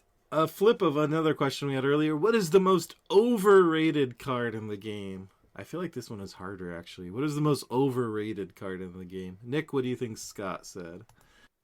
Overrated. I think Scott said Rex Murphy. I forget what I said. Incorrect. Scott said Harvey's new Necronomicon. Oh, really? I guess I haven't heard anything about, like, anything hot new. take. Hot take. Yeah. Really? Ooh, Hot take. Singeing my fingers there. the Discord is aflame with it. All right, Sean, how do you think I answered this? Good Christ, I have no idea. Yeah, there's not a lot to go on. Read me the exact wording of the question again. What is the most overrated card in the game? What does Ian think is the most overrated card in the game? So just kind of thinking about cards that are highly rated. See, I might have said something really high and damagey to counter Ian's very evadey strategy with Flamethrower, but clearly Ian really likes Flamethrower, so I'm out there. He built a deck so that he never loses it. I think that Ian thinks that, you know, we're just going to go bold with this one. We're going to say that Ian thinks that Mr. Rook is overrated. Not quite. I said, hold your tomatoes, Emergency Quiche, I said is overrated. Actually. Oh, interesting. Bold but true, maybe. I think we're at a place in a game where we have so many resource options that might be a little I don't know. overrated now. You play some of those starter decks without emergency. Yeah. Fucking Sure. I don't know, man. enough. I've played Jacqueline like as built, and I'm fucking thirsty in that deck. So Build a level 0 Guardian. Scott, how do you think Nick answered this? Oh man. God, I was gonna guess Emergency Cash. I think I'm gonna go with Emergency Quiche too. Nick answered Machete. Machete. Ooh. Again, my knowledge is like circa 3 years ago, so. I actually legit forget that card exists now ever since I got Taboo. Me too. I'm like, wait, that's a card I shows you- forgot. look, man. Like if there's no better example of how an auto include overstays its mental welcome, it is that right there. Yes. Yeah, Machete. Wow. I need to think about that card one day. We'll see. Very soon, perhaps. And I have to guess Sean. Ooh, this one is a tough one. I'll be surprised if anyone gets a guess. Here. Diana. Overrated card in the game? I'm gonna go with something spicy, a nice spicy take. I'll say something like Leo, the manatee, and I'll say that Sean said he's overrated. Because there have been more options that have come out of late, and he is expensive. Oh, no. Sean said pre-taboo Machete. What? What? And I was going to make fun of Ian for saying a corset card and be like, Sean's way more on the ball than I am. Look. I thought this then when like the call came out to taboo Machete. Yeah. I'm like, you guys just aren't playing enough multiplayer. I'm sorry. Like, I love y'all solo players, but y'all like become myopic at a certain point. Machete's not that great. Yeah. It's not. It's fine, but it wasn't breaking anything. It's not too experience great. Yeah.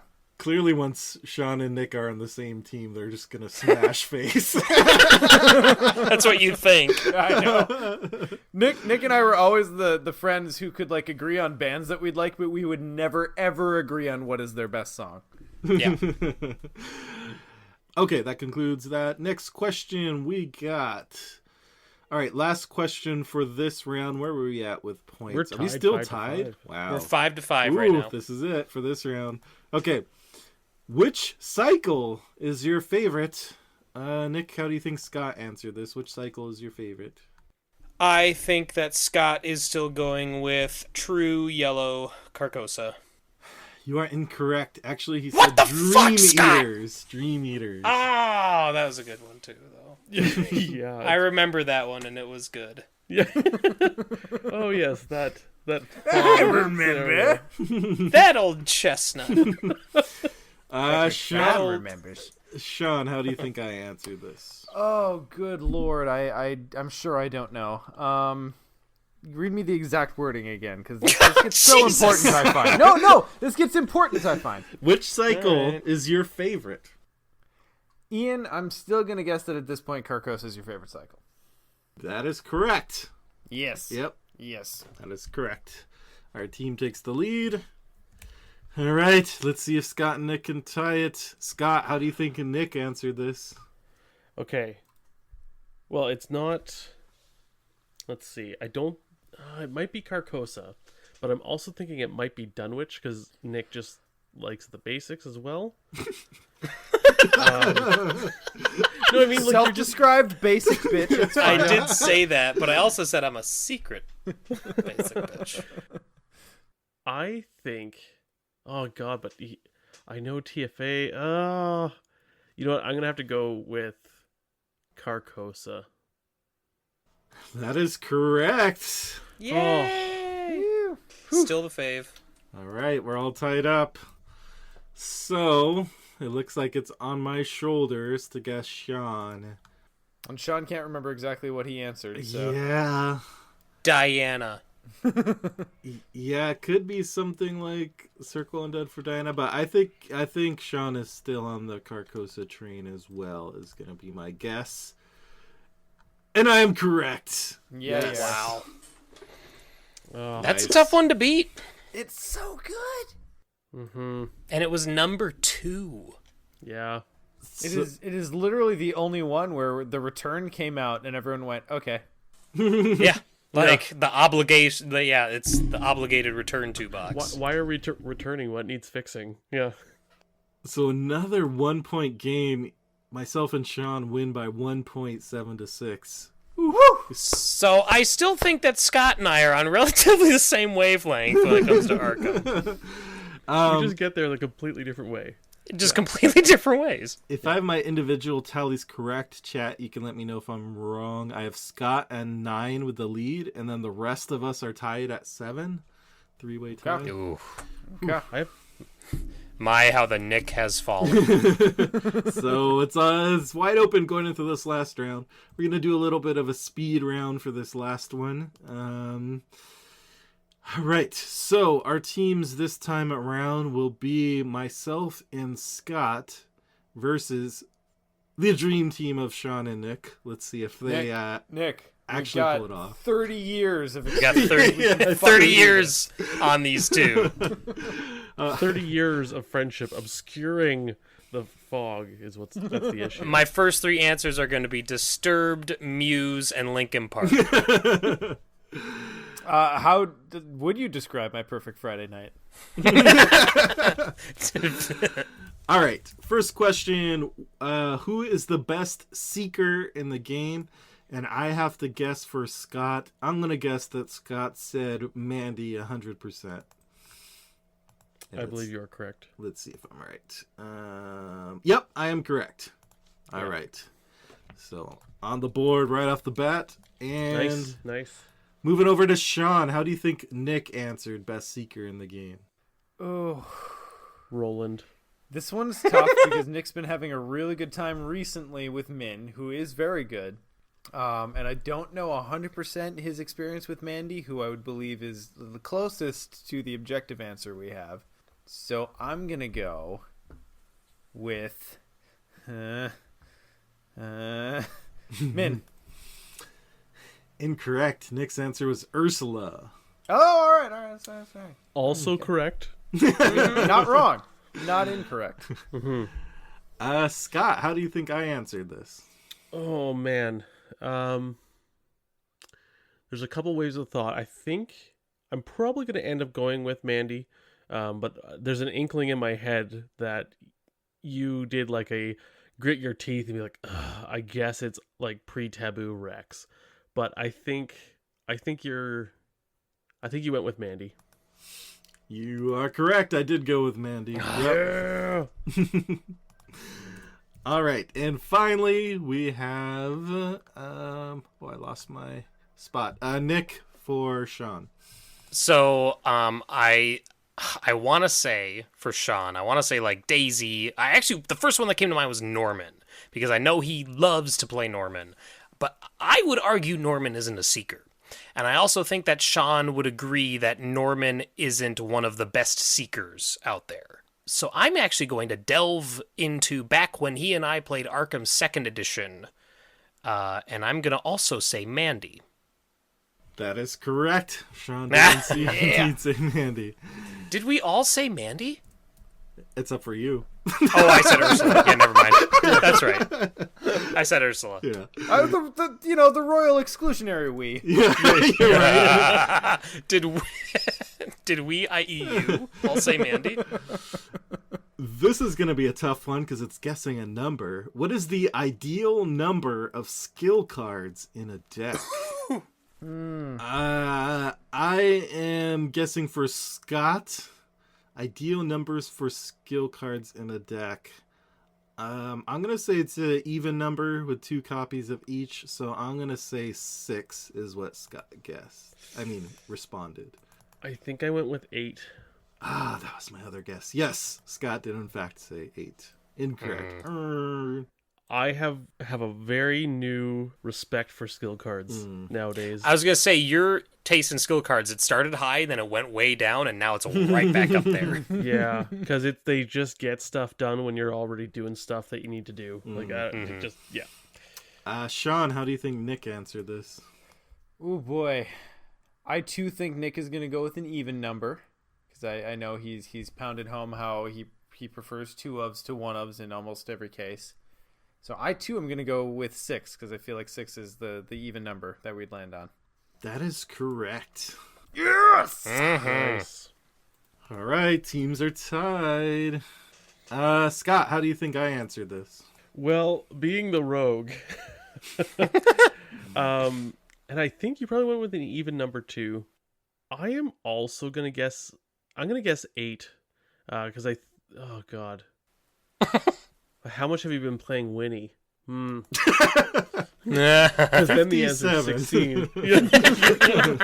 So I'm just going to versatile for 5 more skills. I'm going to go with 8. Incorrect, unfortunately. I went with 6. Yeah, I just kind of went with averaging out my experience with different investigators. All right.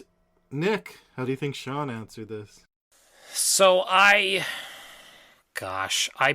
personally, because I said 6, but I tend to lean actually lighter than that on skills. I usually am more like in the 4 or 5 camp, but I usually start with 6, and then I just end up cutting.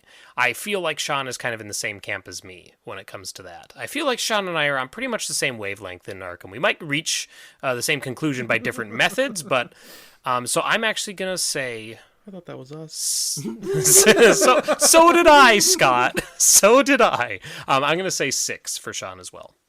Incorrect. Sean had to be different and choose an odd number. He chose 5.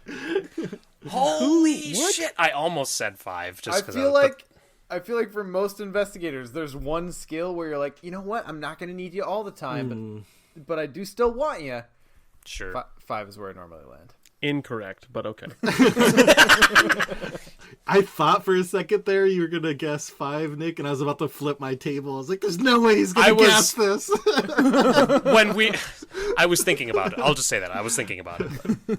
I really thought you were leading there. You're like, between 4 to 6. I'm like, yes. All right, here's a nice love connection question. Which investigator would you pick for your Arkham Horror wife/husband/partner? I have to guess Scott first. Which investigator? God, what did I answer? This is almost unfair. I am just gonna pick Ursula for this and keep it simple. And let's see if I'm right. No, it is not. Scott chose Safina. What? Hey, man, she's artistic. I don't. If I'm gonna be married to this person, I don't want them off and like exploring parts of the world and they're away for like months at a time. Good point. Yeah. We found Scott's kink. Want them grief me harder. I want them painting me like they're French girls. All right, God. Sean, how do you think Nick answered this one? Oh shit. Okay. Fuck it. No context. I'm gonna go Carolyn. Incorrect. Nick picked Mandy. I had Carolyn in there, and I was like, wait a minute, I don't want to shrink. I want to be married to her. She's going to be psychoanalyzing everything. I want someone who's going to read my books.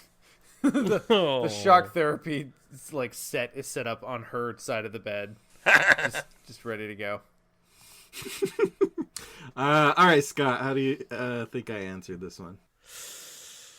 I think I have to go with your first love, as far as I know, and go with Jenny.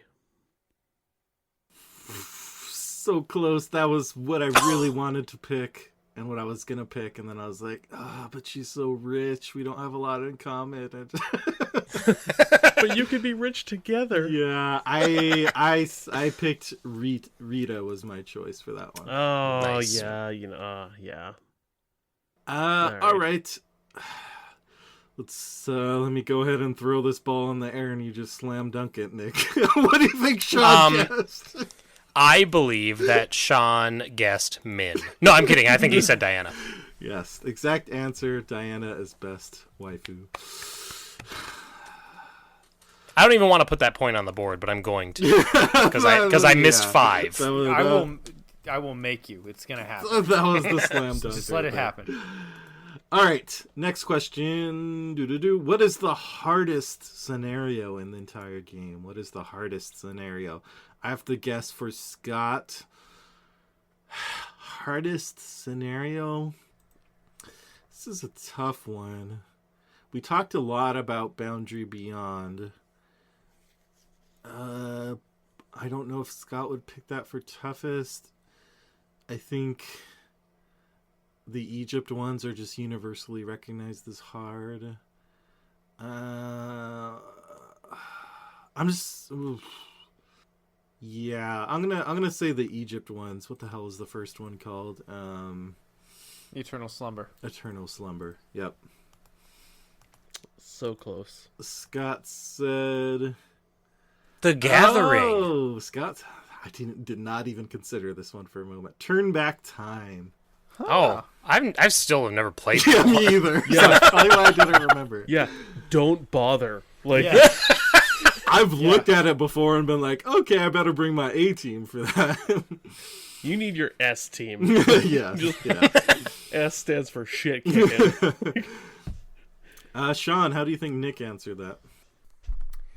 God, how did Nick answer this? Okay, so I know that Nick has had a lot to say about Before the Black Throne and how it steals cards from your deck and thus makes things rough. So I think that might be a contender, but I do also think that Where the Gods Dwell is a fresher scar that we have talked about. So I'm going to go with Where the Gods Dwell. Actually, I would have guessed Nick's correctly because he said Eternal Slumber. All right, well, that's not wrong. I was just like, which one do I not play anymore? Oh yeah, that one. I'm just gonna throw out there. I think Knight's Usurper is harder than It probably is, but Yeah. I've tried and failed on Eternal more than I've tried on Knight's Usurper. Sure. Probably you don't way make it to more. the Knight Usurper. Because I don't make it there. Yeah. That's fair. Scott, how do you think I answered this one? I think it's either going to be Where the Gods Dwell or Before the Black Throne. And I think you're going to say Before the Black Throne because of the way it just decimates your deck. And I know you're a solo player, so I'm going to go Before the Black Throne. So close. I said Where the Gods Dwell. Oh, Yeah. should have went with the Fresh Scar. It is the fresh scar in True Yep. Solo, that clock, yeah. The dreaded Doom clock. All right, Nick, how do you think Sean answered this? So I think there are two answers here. I think that like you guys, like everyone so far has been guessing the Fresh Scar. I think Where the Gods Dwell is probably the safest answer to say for Sean. But I think that Sean's memory runs deeper than that. And I think that he is still salty about OG Where Doom Awaits. I think that backhand scenario 7 in the campaign I think that still hurts more than Where the Gods Dwell. So I'm gonna say OG Where Doom Awaits. You wouldn't be wrong about the pain. Oh, god damn it. Sean did indeed answer Where the Gods Dwell. You guys, everyone with the same answer. Yeah, this was the round of misconnections there. We all came very close. This is the echo chamber that is Mythos Busters. Yes. Did we royal exclusionary we all pick This time I said you. I said you guys. Yeah. All with the same answer. But not Y'all. Scott. He straight y'alled us, guys. All right, next question. What class would you be as an investigator? What would be your class as an investigator? I have to guess for Scott. I think Scott is actually going to be true to his class and say survivor is going to be my guess there. I am 99% sure that's what I put. Yep, I got it. Yep. Yay! All right. Okay. Teams are tied once more. 3-3. And the individual scores are getting very close. We're all within 2 of each other right now. Sean has 8, Scott has 10, and myself and Nick have 9. All right. Sean, how do you think Nick answered this? Okay. So just based on all of the personality things I know about Nick, Nick is either a Ravenclaw or a Gryffindor. I'll pretend like I know what that means. Nick is... We determined in our long philosophical discussion at what Game of Thrones character are you, we landed on Nick is Eddard Stark. So I'm between Guardian and Seeker. And I think, in self-assessment, Nick would still peg himself as a Guardian. So it seems like the easy answer, but I do think it is Guardian. That is incorrect. Nick's answer was Seeker. God yes, damn because it! he writes books. Dude, I'm a coward. I hate conflict. You could be the first evading Guardian. Oh, man. All right, Scott, how do you think I answer this? Okay, so you're not a Guardian. You're not a Seeker. You're not a Mystic. You're Rogue or Survivor. And I'm trying to think which. Because I think the underground criminal side of the Survivor, like a Skids, like a Rum Runner, something like that, I think that would be you. That, or you're like, everyone, like we're all survivors. Because none of us are the other 4. I think you would stay true to your class and go Rogue. Incorrect, unfortunately. I said it's Seeker. Survivor. Oh my god, Yeah. I would have said Rogue as well. Oh, Survivor was my second pick for Class. sure, but then I was like, based on what I do for work and based around education and knowledge. I was oh, like, okay, right. Seeker. I totally forgot about, your career That one thing. that we've talked about many times. Yeah, Actually. right. Okay, Nick, how do you think Sean answered this? It's between 2 for Sean. It's between Mystic and Survivor. And I think it's for the same reasons that Scott said. It's between Mystic and Survivor because Sean has said himself, how is everyone just not a survivor? Like, even when talking about investigators in Arkham, how do you not just say everyone's a survivor? But I think Sean really wants to be a Jedi. And I think he loves the magic stuff. Jedi class. Yeah. So I think he is, I think he's going to go Sith. I'm going to say Mystic. I'm going to go out on a limb. That is correct. You Yeah. did in Oh, fact what a mistake. fucking limb. Well, I don't, like, how do I... Yeah, you're right. Sean and Nick pull into the lead, and Nick just pulled into a tie for the individual lead with Scott. Oof. It's getting close here. Oof. Oof. Okay, that was it for that question. Next question. This is a new question. Which is the strongest of the starter decks? The strongest of the starter decks.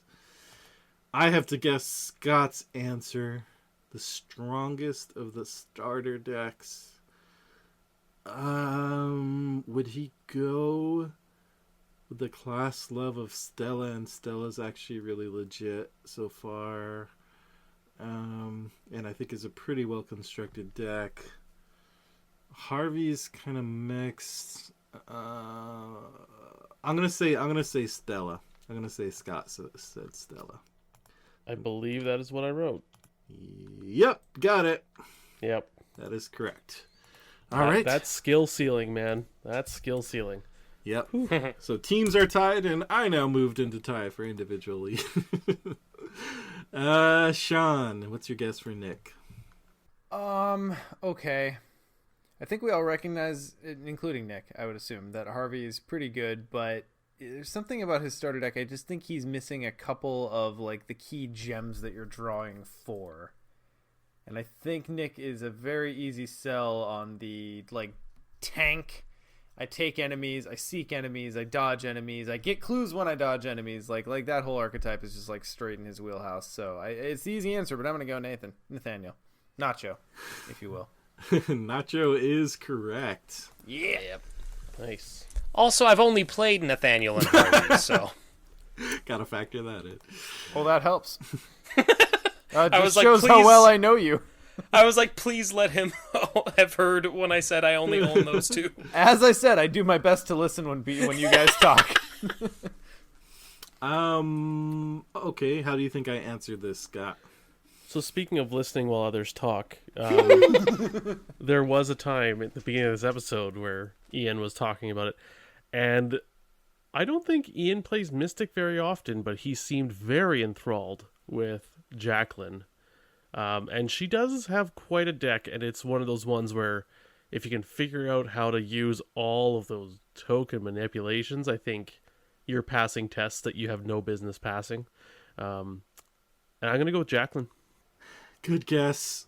This is another one where I hadn't played Jacqueline yet when I filled this out. So I answered Nathaniel Cho for myself as well. Nice. All right. That's one I've been going wild for. I had a game where I took out the experiment in like 4 actions, which was pretty... Oh, right. I remember you telling me about that. Yeah. Oh, that was chef's kiss. I love that. Okay. All right. We have Nick. What do you think Sean answered for this one? So earlier Sean did say that he thinks, well, I mean, just now he said that Harvey is missing some key components. He lamented Jacqueline's lack of reliable income or reliable resource gain. And he also said that he also agreed that Winnie is one that you kind of need to build into a bit more to make her really kick out in front. So that leaves Nathaniel and Stella. But I also know that Sean is the type of person who, to read a question like this, and even though it says which of the investigator starter decks is the strongest, he would still go, well, yeah, but if you added the cards Jacqueline needed, she would be really strong, and that would still be a valid answer to him. So do I go with my logic, or do I go with what I assume is Sean's logic? I'm going to still go with mine. Between Nathan and Stella, I haven't played Stella yet, so I'm going to say Stella. Looks like Sean threw you off the scent a little bit there because his answer was Harvey. What? I mean, he's still a seeker, bro. He is, but I'm totally unimpressed with his deck. Yeah, you are, but Sean isn't. I guess. I found once you bust his like untranslated tome and get some experience, like he pops a bit more. Sure. But yeah. Okay. That's an interesting aspect to the question that's not spelled out. Is do you include experience cards? Right. I see. Yep. I knew you'd go that way. Yeah. But then I just went for. Anyway, moving on. Ian, what's our next question? Next one. Which investigator are you most likely to get into an argument with? Most likely to get into an argument with. So I have to guess this for Scott. I have no freaking idea in the world. I don't remember. Most likely to get into an argument with?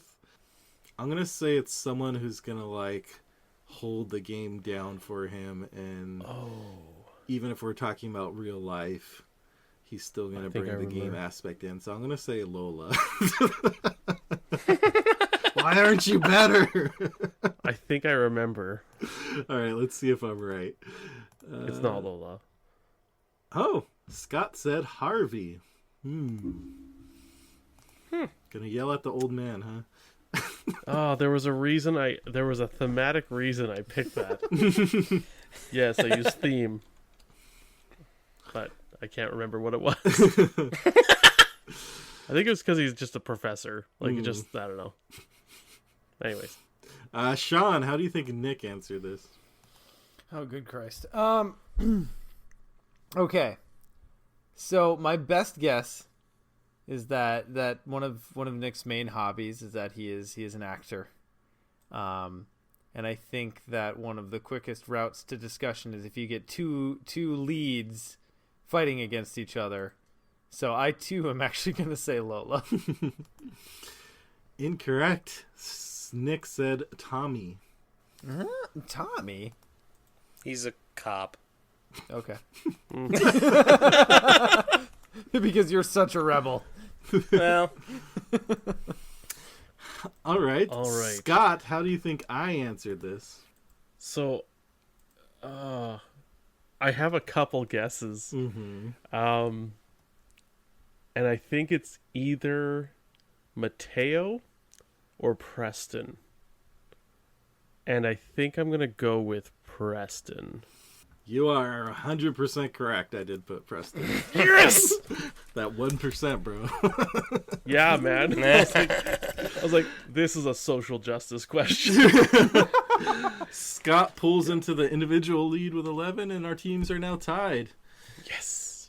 All right, Nick, how do you think Sean answered this? Father Mateo. Maybe a similar theme, but Sean did not answer Father Mateo. Sean answered Zoe. Oh, well, okay. Yeah. I get that. The zealot, yeah. If I'm looking at the list, if there's anyone who's just going to be like super intense and extra about everything, it's got to be Zoe. All right, we're coming to the final question. Super close. Teams are tied. Sean is in last place with 9, but still in it. All right. Scott is in first with 11. And myself I'm in and final Nick. first place. Yes. Myself and Nick are in the middle at 10. 30 years experience takes some time to warm up. Yeah. Yeah. Gotta brush off the cobwebs. Yeah. All right. What is the most Brainiac. important stat in the game? What is the most important stat in the game? I have to guess Scott's answer. And I think Scott is just going to hone in on raw game mechanics. No loyalty to anything. And just say intellect is the win condition. So it has to be intellect. Of course. And I am correct. Intellect. Every other answer is wrong. All right. So I'm tied for first place now. Our team goes into the lead. Now we're going to ask Sean, how do you think Nick answered this? And I think Nick is primarily a solo player and thus knows the value of intellect. You know, combat might be a second, but it's not a close second, I don't think. I'm just going to go with intellect. That is correct. Technically, Nick put intelligence, but we will take that as a correct answer. I like the bigger word. Sean gets a point, and Nick loses a point. Teams are now tied. Scott, what do you think I put down for this? Ooh, this is tough. Oh, man. I think you play enough solo to know that, yeah, you can evade enemies all you want, and agility is important, but ultimately there has to be clues after you evade that enemy. And I'm also going to go with intelligence or intellect from you. Oh, sorry, Scott. You underestimated my ability to be an iconoclast. I did put agility for my answer. Woo! That's the upset of the game. Boy, right there, I is think. that is ideological loyalty right there. Wow. So is the next question not which investigator, what host we're going to get in an argument with? Like we haven't been down this path before. Yeah, I will not. Because I feel one a brewing. All right. This is a lot of pressure here for Nick guessing Sean's answer. Teams are tied. And this is tough because intelligence is the right answer, or intellect or whatever. Int is the right answer. Int. I know this in my heart. But I also know that Sean, I mean, obviously he plays a mystic, but like thinking about it from Sean's stance, Will, with the right tools, can do everything the other stats can and protect your board state. So I'm going to, again, I consider going out on a limb. Sean might not. I'm going to say that Sean said willpower. That is incorrect. Sean God did in damn fact say intellect. See, Ian, you're wrong. Y'all do realize I play other classes, right? So we are tied team-wise. insane. Myself and Scott are tied for individual. I almost feel like these needs a tiebreaker. Like we are really high on time, but I almost want to let chat ask us a question. We all write down our answers, and then we just do for all the marbles. See who gets this. Oh boy. What do you think, boy. chat? Can you generate a question on the fly for us? Chat, make a question. You've seen what the questions are like. It can be about the game, cards in the game. It can be like real life stuff applied to Arkham. Best art on a card. That's not bad. Yeah, that's not not bad. bad. Best. Okay. We'll go with the one that for got best art. two responses right off the bat. Best art on a card. Everyone take a second to write down your answer. Goodness. I Are might we have still to with look our up a We're name. still with our current teams, right? Yes. Yeah. Yep. Okay. Oh no. All right. Shit. This is going to be a shit show. I don't Do think we this is need to gonna narrow this field at all? Because there's a lot of art in the game. Let's just try it. I mean, we'll probably all get it wrong, but Okay.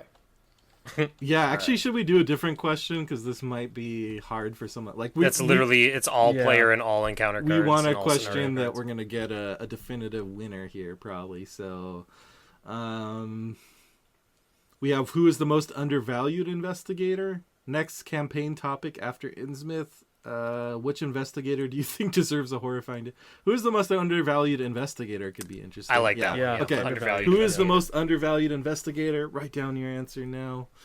Most most needed undervalued. novella. That's a good question too. That's a whole topic. Well, it's Agnes, and okay. That was fun. I would argue Lola. Well, all right. You would win. I would argue Lola as well. You would win. It's fine. Like, I want to think out loud, but I also don't want to give anyone. Yeah. Right? Keep those. I wanna Okay. My answer is in. It's putting at odds my need as a podcast host to make our show entertaining and continue the noise people listen to, while at the same time not giving my whole hand away. Okay, Ian, you have your answer locked in? My answer's locked in. Yep. Okay, so you just have it in the chat and you're just going to hit enter as soon as I guess? Um. Oh, I actually physically wrote mine down. Well, how are we going to check it? Okay. Well, if we can't trust each other Yeah. for Just, nothing, Just Yeah. honor system. Just when write there's it down literally somewhere. nothing on the line.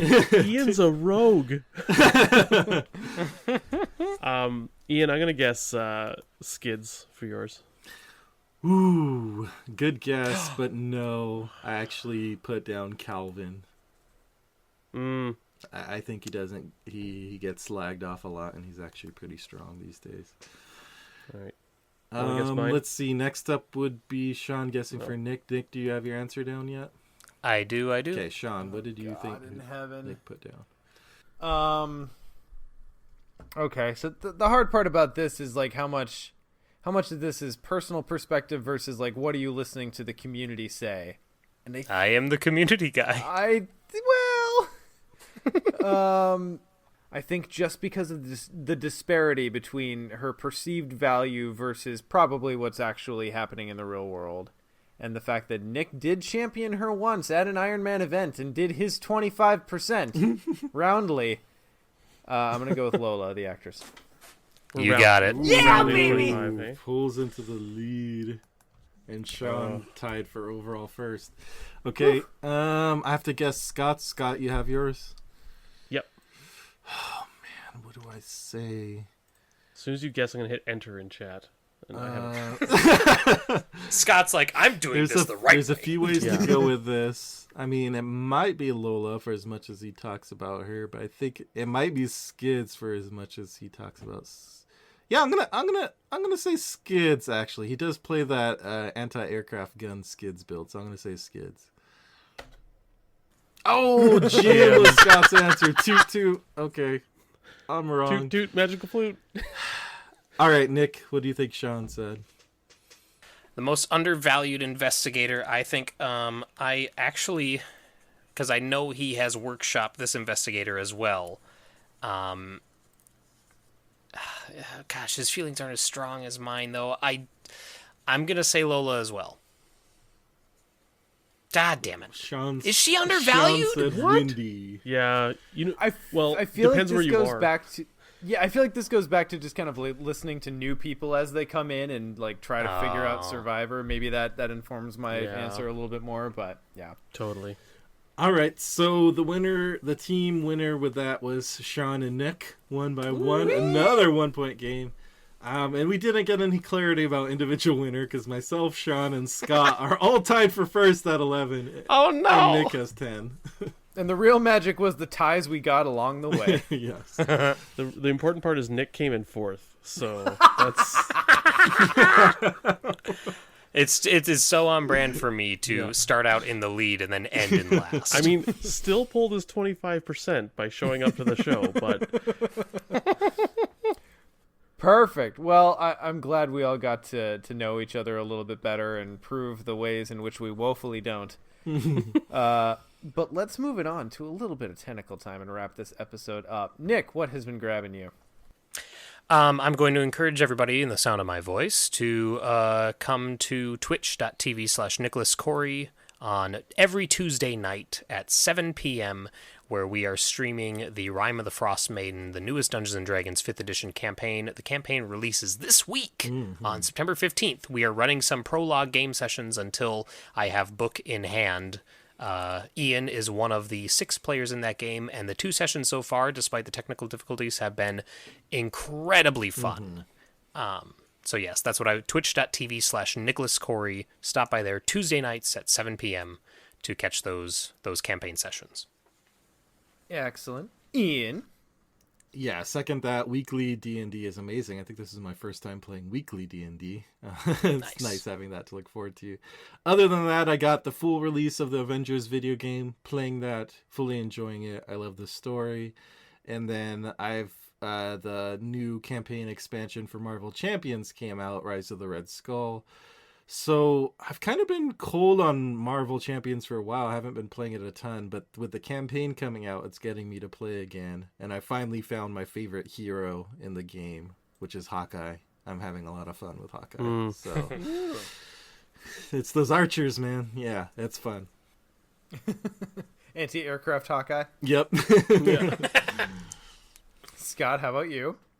I'm gonna double up on Marvel. Honestly, I've been playing quite a bit of it because the campaign box came out, and my wife and I are 4 scenarios out of the 5 through, and it is nothing like an Arkham campaign. Obviously, it's very light compared to an Arkham campaign. It's kind of like the early cycles of Lord of the Rings when they first started to kind of do like there's a little bit that carried over between scenarios. Like, so I think about around the middle of the game, you know, and there were like a couple little things that, it's like that. But you know, it's done really well and it's super fun. And finally, they added more villains to the game. So with this box, they pretty much literally doubled the amount of villains that were in the game. So finally, there's more things to fight. Yeah, there was 6 before the campaign box, and the campaign box added 5.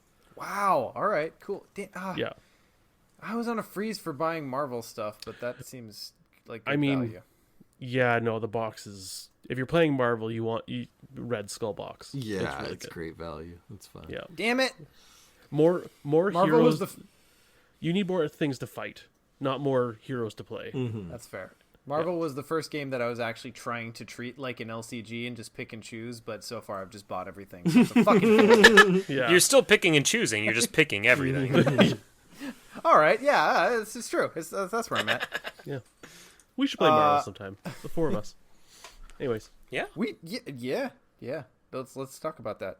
And then for my part, I picked up Dark Souls 3 again after a long hiatus. I had a friend and I who played several hours of it back in last November. And it was a nice long stretch. Finally picked it up again. Got almost to the end. We're on like the last 2 bosses, and God, it's good. Like, and I know that it's become a meme for our podcast that we can't go a damn episode without talking about a Souls game, but they're so good. They're so good. And if you have yet to see the light of our Lord and Savior, like Miyazaki-san, just the games are so good. And Dark Souls 3 is current gen, it's pretty cheap. You can find like the complete edition for $20 or less. Yeah. Super solid. Anyway, thank you everyone for joining us for this episode. Pay attention to our Discord and our website and our social medias. If you're not following them already, please get on that. Join our Discord if you can, where we're going to be posting more information when the details for Farcom Con get nailed out, which is going to be pretty soon. We're going to get this thing going. Iron Man's going to be a frickin' hoot and a half, so I'm looking forward to it this year. Woo! So Yeah. There were varying levels of enthusiasm. I'm stressing so hard over my Carolyn build. So just pick an investigator that's good. Tell you what, You know what? we've got another box to drop. You might change your mind. Like next time we record, you might be like, hey, my Sister Mary deck needs a couple tweaks here. Yeah, $20 says 3 days after Innsmouth drops. Nick already changes his mind. One of us will, I almost guarantee it. I wanted to do Carolyn for TFA. Okay. That's And true. then I switched because I was like, Carolyn sucks for TFA. Do I have to go back to Agnes to validate your? You had me at okay. Carolyn This is for a different episode. We will get there. Let's get to 3 hours. Come on. Yep. Let's hash this out. All right. Thank you everyone for joining us for episode 90, and we'll see you guys next time. Bye. Bye. Pylon! Oh God. Wasn't that a callback to this Twitch stream we did? Yeah. Yep. Okay.